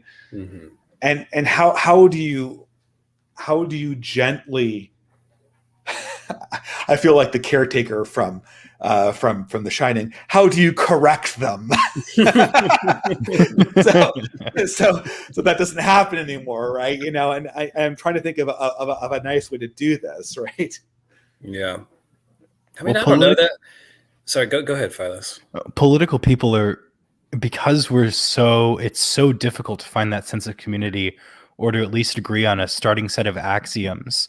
I think people in this political and critical sphere tend to just overimpose these rituals of passage by which you're judged to have assessed to a higher level of being able to converse about a certain issue. So, you know, for most centrist people, that's your kind of accession to liberalism. For most progressives, it's some kind of countercultural transgression or moral uprising that you have that kind of establishes your bona fides or credibility. But in the right, essentially, there isn't such a rite of passage. Just if you are a time-tested person with more normative traditional values, you aren't going to have this entry point into the political space.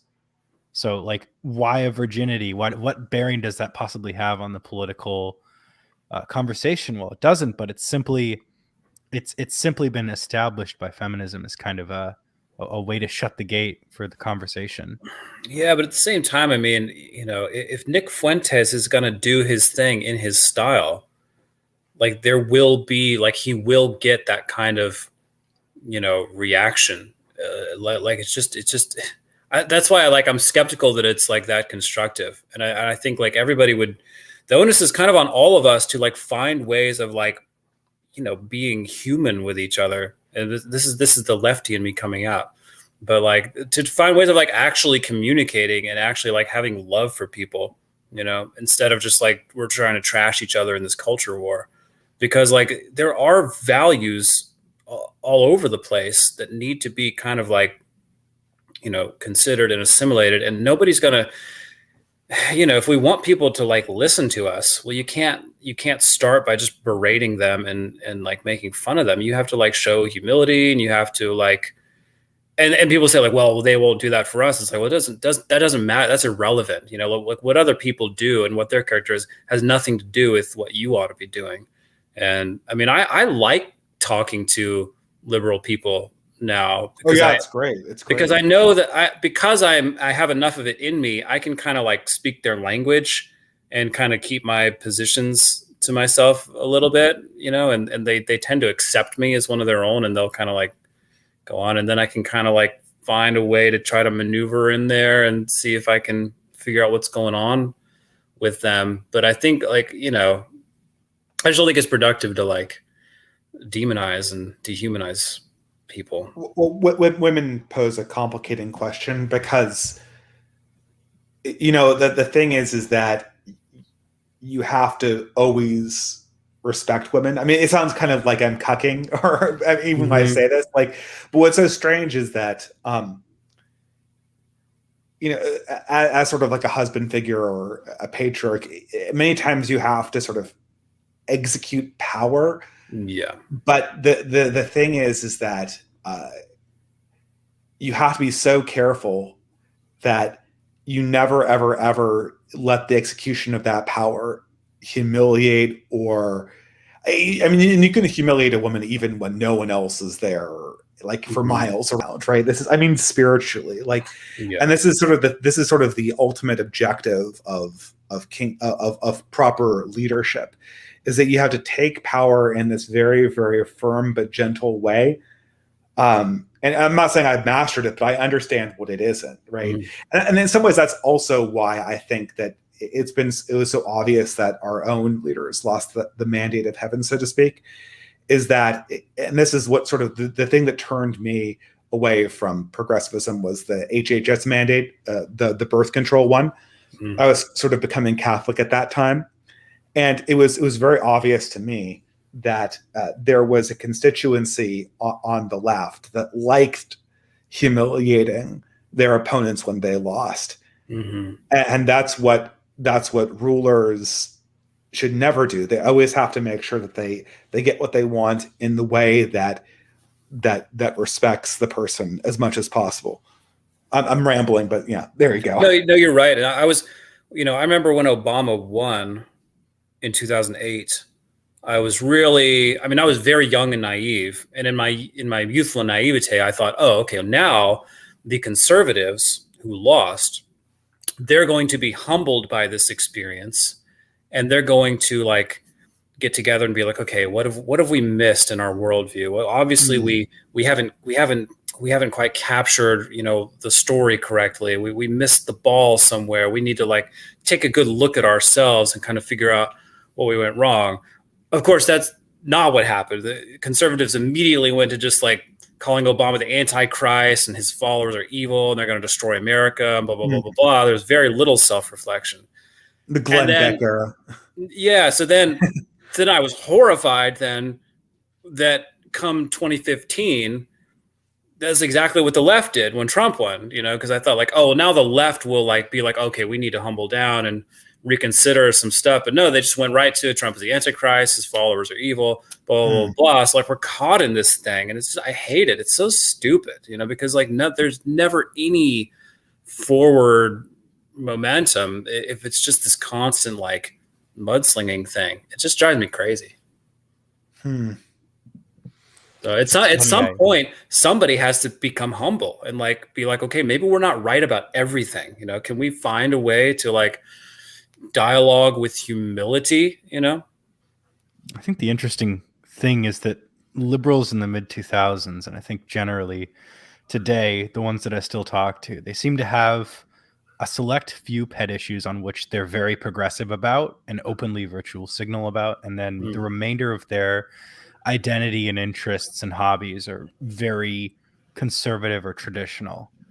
And the other point I'll add is that I remember I have the paper, the physical newspaper from November 5th, 2008 of when Obama got elected, the Seattle Times one, and the language on the front page and in all these articles was just the triumphant, the first quote, McCain could not overcome his connections to Bush's increasingly unpopular administration. And then the big headline right at the top is many around the world cheer Obama victory.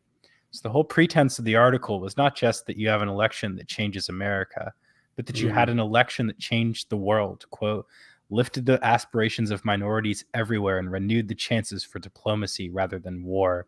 A transformative event that could repair the battered reputation of the United States.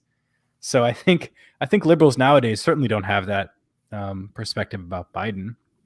And they the same caliber of people at least don't staff his administration as well. Kind of makes me wonder what a newspaper. I kind of wonder what a newspaper announcement for Biden's victory would look like if progressives still read newspapers. Yeah, it's fascinating. Yeah, guys, I have to get to the super chats. So I only have two, but by the way, Anglo-Ortho, my mod Iron, is it Iron Duke? He asked you for tips on beard maintenance. Dude, you just got to let it flow, man. You just got to let it flow. You've got kind of a handlebar thing going, so yeah, you gotta. It's been a learning curve trying to figure out how to let this go without it becoming like a tangled mess. The trick is you gotta take this chunk here and you gotta cut underneath it because the hairs under here will get it all tangled up. So that's how you do the mustache. That's you just got to eat a lot of red meat and eggs so you get that testosterone popping out your face. my hair is too I think my hair is too puffy for that kind of flowing. Maybe not. Maybe I need to do better hair care. Anyway, so Eric Olson for $10 US. What I remember as a white working class millennial around 2008 was a sense of financial desperation, which has never really gone away. About that time, I'm working odd jobs overtime to be able to eat. Lefties, including friends, start telling me how I'm privileged because I'm white and male. That's something that, I think around 2014, that's sort of when the white privilege stuff became something that you'd regularly hear outside of universities. And I don't know, I tried to explain so I still had progressive friends back then. And I tried to explain to them how this sounds to white working class people, and they never understood. Yeah. I think that, I don't know. I don't want to say that performative cruelty was part of the point of this stuff, Yeah. but I'm kind of, having not ever been able to ask this question for now on 8 years. I've never been able to ask progressives this very question about how they think, how cruel that is. I think that I don't know. I need to be able to communicate more with progressives, just so I don't immediately default to this idea that they're literally enjoying the maleficent pleasures of chaotic sadism. There's something to it, though. I mean, you're not off. This goes hand in hand with the thing of like, the Dave Matthews being like, "Oh, we're all insignificant, so we got to let Earth take over," or, our lives are short, we're all going to die, so that's why we've all got to get on. There is this kind of like self-hatred, that ties all these things together and corrupts the politics of the left. And it definitely that's what's going on with that. I mean, in what sane world is it constructive to just, completely like destroy your own sense of your own people and your own heritage and your own identity? It doesn't make there's nothing rational about it or healthy. And well, I wouldn't say I was never woke as a progressive, but I definitely interacted with a ton of them in the kind of genesis of this era, the 2014 to 2016 time. And the whole mindset was, it was never really against you personally as a member of a different race. It would just be that there was some totally abstract, invisible superstructure that dominated everything and was present throughout all these different microaggressions and could never actually be pinpointed. Yeah. But the idea was that whenever you were saying something, you were speaking truth to power, and you were overcoming these barriers and these prejudices. And there was almost the positive vision here was that you were educating people of privileged to become more aware of themselves. There was, I mean, it wasn't always from their perspective this like negative thing of you have to tear down and divide. It was more like you're kind of drawing attention to something, that how obvious it is, and how can't these other people as a group see it right in front of them. This is Kierkegaard again. This is like Kierkegaard writ large. This is the leveling. It's the whole problem of what happens when you start relating to this abstract thing called the public, which doesn't really exist. There's no such thing as like white people. Oh, I'm going to get in trouble for saying that, but there's no such thing. That there's just like individuals. There's people. There's like real people. But instead, you're relating to this weird construct of like this privileged superstructure that exists that you can never point to or put your finger on. It's like you're just trapped in this abstraction. But you get to be self-righteous, so it's fine. It's bizarre, right? I think we've kind of hit on a common theme in this in this live stream, in that it's bizarre because we usually think about this period we're talking about as being the dissolution of all collectives, but it in an odd way has also obliterated individualism at the same time. So we have a sort of this ephemeral profile state, the pro-felicity people talk about all the time. Let me just read another super chat here so we can try to finish at the end of 2 hours. Nerve AMV Maker for $10. Thank you very much. Have you ever noticed that writers of imaginative fiction are often more conservative than their more literary contemporaries? A good example of this would be Jules Verne versus Victor Hugo in France, or Poe versus Whitman in America. Why do you think that is? I think that's accurate. Interesting. I would have definitely said that about writers in the 60s and 70s. You can definitely see a huge conservative bent in early science fiction, or huge right-wing bent, I should say. Not really conservative. Well, even like J.K. Rowling is conservative now to like the modern left. They've disowned her. Yeah, that's actually pretty funny. That's kind of a really delicious element of, not delicious. I'm being sadistic now myself, but I don't know. It is funny to think that there has been this separation, this radical separation, with sort of the one the one book that progressives are famous for obsessing about. Yeah, no kidding. It's crazy. I think if I were to argue though on the point, I would say that, I would say speculative fiction forces you to think cosmically. Yeah. And there is something about progressivism that's always very local to the present moment. It's always dealing with the past. It's always dealing either with the narrativized past or with the very near term future. Yeah. The revolutionary moment. Whereas big epochal changes in time where humanity resets, that's something that's it seems to be more right wing. I say that, and when I say that, the first thing I think of is The Time Machine, which was very notoriously written by the socialist H.G. Wells, who is kind of a proto SJW of his time in a lot of ways. So it's not exclusively a right wing proclivity, but definitely cosmic thinking is something that comes easier to the right than it does to the left. I would argue. Yeah, and I would say that the other side of that is, to create a world, you have to kind of know about reality, because you have to kind of know the real world really well and its constraints and its hard realities, or else the world you construct doesn't ring true.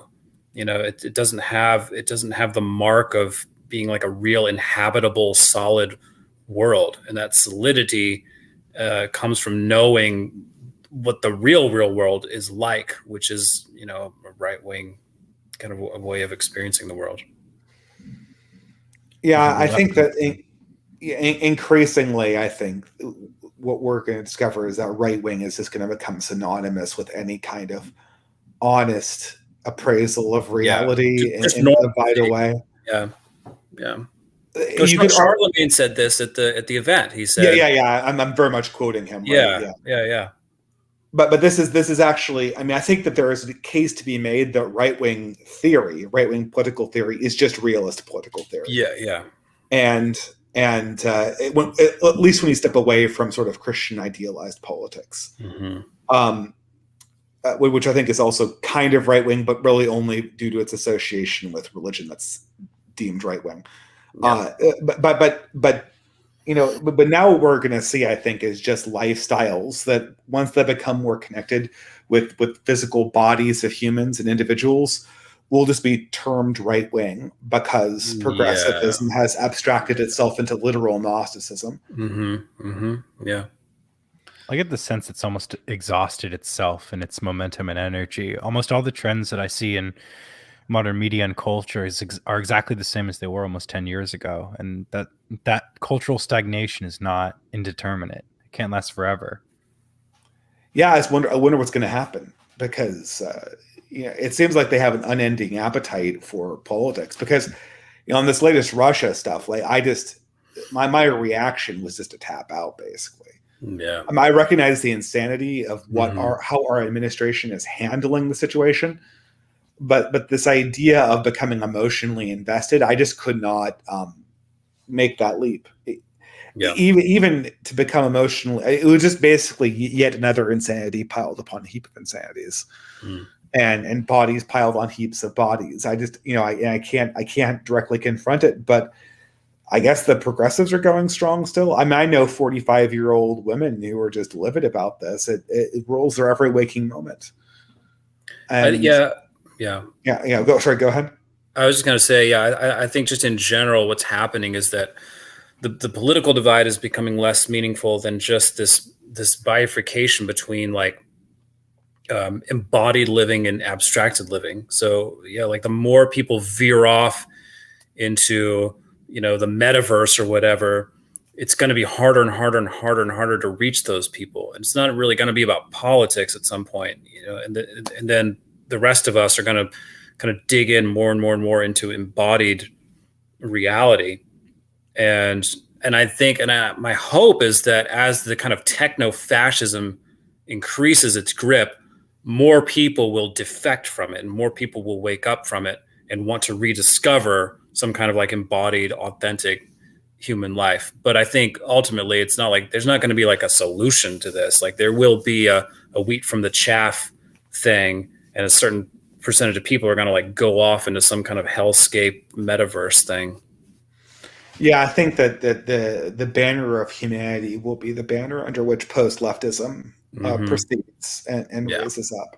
Yeah. And I think the problem is that the culture that emerges at this, in my opinion, the culture that emerges in this moment is going to have to be small, and it's going to have to be spontaneous, and it's going to have to be, well, I'm not saying it's going to have to be totally localized. Obviously, what we're doing here is cross borders, right? Yeah. In a way, but it's they're going to have to be sort of small places where these things are allowed to grow in sort of the lee of these larger disfigurations of human civilization and the human person.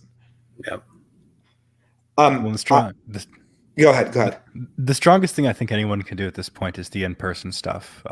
Since the event, I've been doing a bunch, and it's really, as a young person, it shows you the counterbalance to what we were presented with growing up as a young millennial. And as I look at all my old friends from high school and college and start to kind of assess my younger generation, I've noticed almost everybody has become inactive on social media in the last 2 years. They haven't posted as much. The selfies aren't going on as much.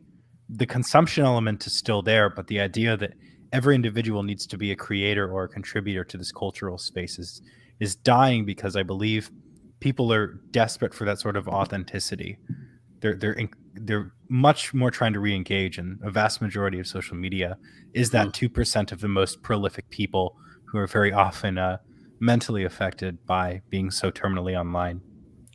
Yes, I think this is the solution to social media might be the same as the solution to the social media problem might be the same as the solution to the woman problem, and that is just to get really, really good rules and boundaries. Yeah, that's all I can think of. I mean, I want to continue my blogging and vlogging. I think that it helps the audience to a certain extent. I think it's educational to a certain degree, hopefully.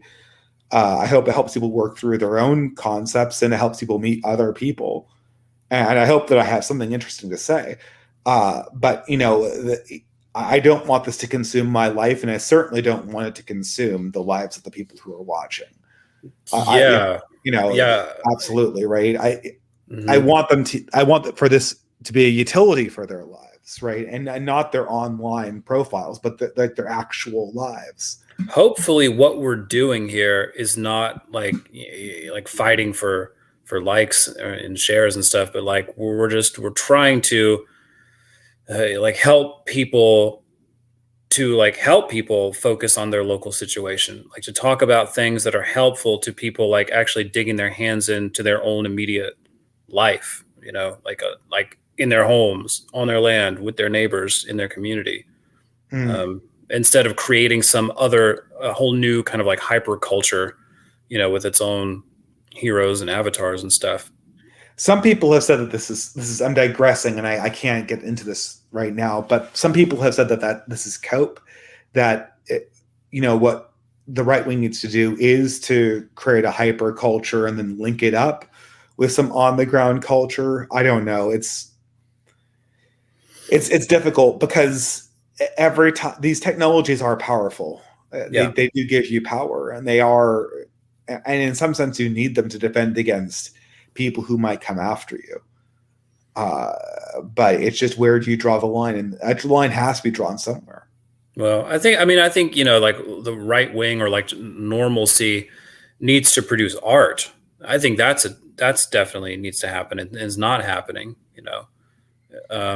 I think you see some post-leftist art, just very, very small examples of it, right? Yeah, I think more of that is good. I think if you can take these values of normalcy and make them beautiful and engaging to people, that's good. But like what we're doing, like this community, that's a bunch of people just like talking on live streams. I feel like the utility of this is just to hopefully try to just help people focus on clarifying their thoughts and things to apply them to their actual immediate like local situation. Hopefully. Hey, I am not a streamer. I'm a video essayist. Okay. I'm very clear about this. I feel very defensive that I am not a streamer. I am not like Destiny. Yeah. The video essays are like, that's becoming like outmoded. It is. It's Doesn't old. it seem like it's happening now that less and less people are doing any kind of like actual scripts and essays and editing, it's just like you just click the go live button and you just yap away for a couple hours, which is like, I'm fine with it, but it is interesting. I haven't stopped making essays, but in some sense, Substack has, for the right wing at least, has become more of the essay space, and the YouTube's become more of the streaming space. Oh yeah. Just because the process of editing videos is time consuming, and it doesn't actually seem to add to the reach. Which I mean, parasocial optimization be damned, but we still have to play the same game as everyone else does, right? Yeah. But anyway, I need to get through these super chats. Iron Duke for USA $5. Dave, I would love it to have you and Franklin on a stream. Well, absolutely. Franklin's one of my oldest friends in the reactosphere. He was one of the channels that kind of convinced me to wade into video making. He was the one. And since then we've been pretty good. He had a video come out today. I haven't watched it yet, but I'm sure it's great, right? So I would go ahead and watch that. But yeah, periodically we do a stream like once or twice every year. So I would be very happy to come on your channel. We could do it on your channel this year. Torrin McCabe for $5. A podcast between from the other side of the internet. Speaking of people I like, let's go on to people that I don't like. A podcast between Eric, not Torrin McCabe, mind you, but rather the Weinstein brothers. A podcast between Eric Weinstein and Andrew Morans was very instructive on the left's surprise at its own cruelty. The narrative, I guess, is progress is messy, and it's an unfortunate overcorrection. I wish I feel like I could write reams about the Weinsteins and Oh yeah, Philos. I don't know if you want to say something. People are saying if you we didn't mean to cut you off, but I think you might have gotten pushed out of the way between Anglo and my own kind of verbose responses to the questions. Oh, that's all good. I'm sure I do have some thoughts on the Weinstein brothers, though, because they are this kind of, I mean, I'm Jewish and they are as well. They kind of fill this like perfect critical space to just kind of be centrist and adherent in the same way that Ben Shapiro is. That they owe a lot of like power to the establishment. Yeah, and can someone please inform the Weinsteins? Anyone of this, please, don't do the "I'm not white, I'm Jewish" thing. Don't do that. It doesn't work, and I can say that it's just not. It doesn't. It's a paradox. Not only does it not work, it toys with a particular element of Gentile psychology. It's I mean, it's basically the equivalent of going up to like some wannabe black guy in Compton and calling him your N-word, like what are you doing? I mean, it's just I don't know, just that's not. I think that's not a very good way to go about intercultural communication on this front, right? But anyway, anyway, guys, do you have anything? It's getting a little bit late here, and I'm definitely running out of energy. I can guarantee you, both Philos and Anglo will stream again, and especially Philos. I think we should stream together individually so we can talk. Give you more chance to talk. You guys both have channels. I should remind everyone in the chat. Yes, and Philos is my number one guest. So if you go to my channel, you'll see Philos and I talking at length about all kind of fun stuff. The last thing we did was, so Philos is Jewish, I'm Orthodox Christian, And the last stream we did was Philos interrogating me about Christianity, which was really good fun. And I encourage anybody to check that out. And we're going to do a follow-up soon because Philos has never read the Gospels. Interesting. So Philos is going to, he's got his 19... homework, which is to read the Gospels. And then we're going to do a follow-up stream. Yeah, I have a beautiful 1936 printing of the King James Bible and can read through the New Testament. And in preparation for our first stream with Anglo-Ortho, I went to a Russian Orthodox Mass, which was my first time going to a church service. So I'm very invested in kind of that interfaith dialogue. It's fascinating to me. That's actually fascinating. I'll have to tune into that stream because these are the kind of conversations you'll definitely never see in the mainstream. Well, yeah, for sure. So this is I don't want to say that we're inventing a right-wing multiculturalism, but I mean, if that's what it takes, right? If that's what it takes. Yeah, diversity is our strength, Dave. 10 reasons why God is dead and we have killed him. Yeah, the conservative case for intersectionality. No. David French ism. Well, anyway, guys, I think I got to all the super chats. Unfortunately, I'm feeling the tiredness a little bit. So I'll put the links in the description. This stream obviously won't sunset. Anything else you guys want to say in closing? A month from today, May 5th, is Kierkegaard Day. So stay tuned for some coming stuff about that. I totally missed the De Maester Day because of a family obligation. Mm. So, but we'll have to do that next year. I like this concept of organizing a right-wing calendar around days. Yeah. Our own saints. Yeah. I know. I think it needs to be a little bit more future-proofed, to be honest. Otherwise, the right-wing calendar is going to start looking like. Well, did you see this today? Some LGBT organization released the LGBT calendar, and it's like they've got like 4 or 5 holidays on like each month. So it's literally like a religious calendar. But I think this idea of organizing communities around events it's good. I think that was the right idea from Academic Agent. Yes. So, Philos, do you have anything to say? Not much to add. I kind of thought after the event I would start becoming a video essayist myself and creating content.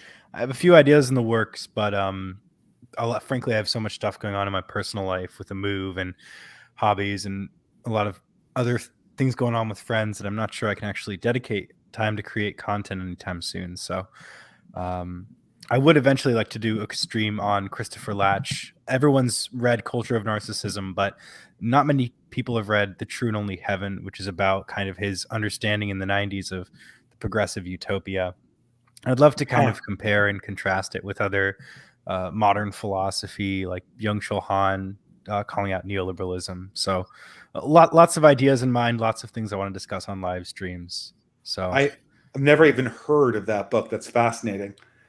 Well, I'll definitely look forward to that, but just a suggestion from me to you, Philos, never promise video essays. Good point. I made this mistake before the birth of my first child, and it's haunted me ever since. I'll bite my tongue about a certain green. No, there are times in your life when you can promise essays, and then there are times your life changes, and all of a sudden, essay writing is always in the back behind whatever else is going on. So I've learned not to promise them, just to make them, and then Oh, sure. Anyway, sorry, you said what to say? Oh, just for the most part, I've been an audience member of yours for about 4 years now, and I will say, the audience, we don't mind if it's not 100% perfect. The content that you produce, it really is great stuff, and there's a reason we were all drawn to it. Yeah. Thank you very much. That wasn't me fishing for a compliment. It was just sound advice for future video essayists. There's never promises. It's like, you know how they say that they said this in the Middle Ages, that you could always tell the difference between an angel and a demon, because demons promise things and angels don't. Angels just proclaim the will of the god. And so, when they interrogate Joan of Arc, one of the traps they lay for her is to ask if Saint Michael promised her anything. But I've always kind of kept that in mind, that the promise is something that is it's something that we should always be very, very wary of. Yes. Given that in some sense, if you haven't made a vow, you're not really an adult in a lot of ways. I would say, I think every adult needs to make at least one lifelong vow on their entire life. Yes. I don't know, but we're digressing. So Anglo-Ortho and Philos, thank you so much for coming on the stream, and we'll do this again sometime in the future. Yes, sir. Thanks for having me, man. Thanks a lot, guys. Have a great night. Good night. Thank you. Good night.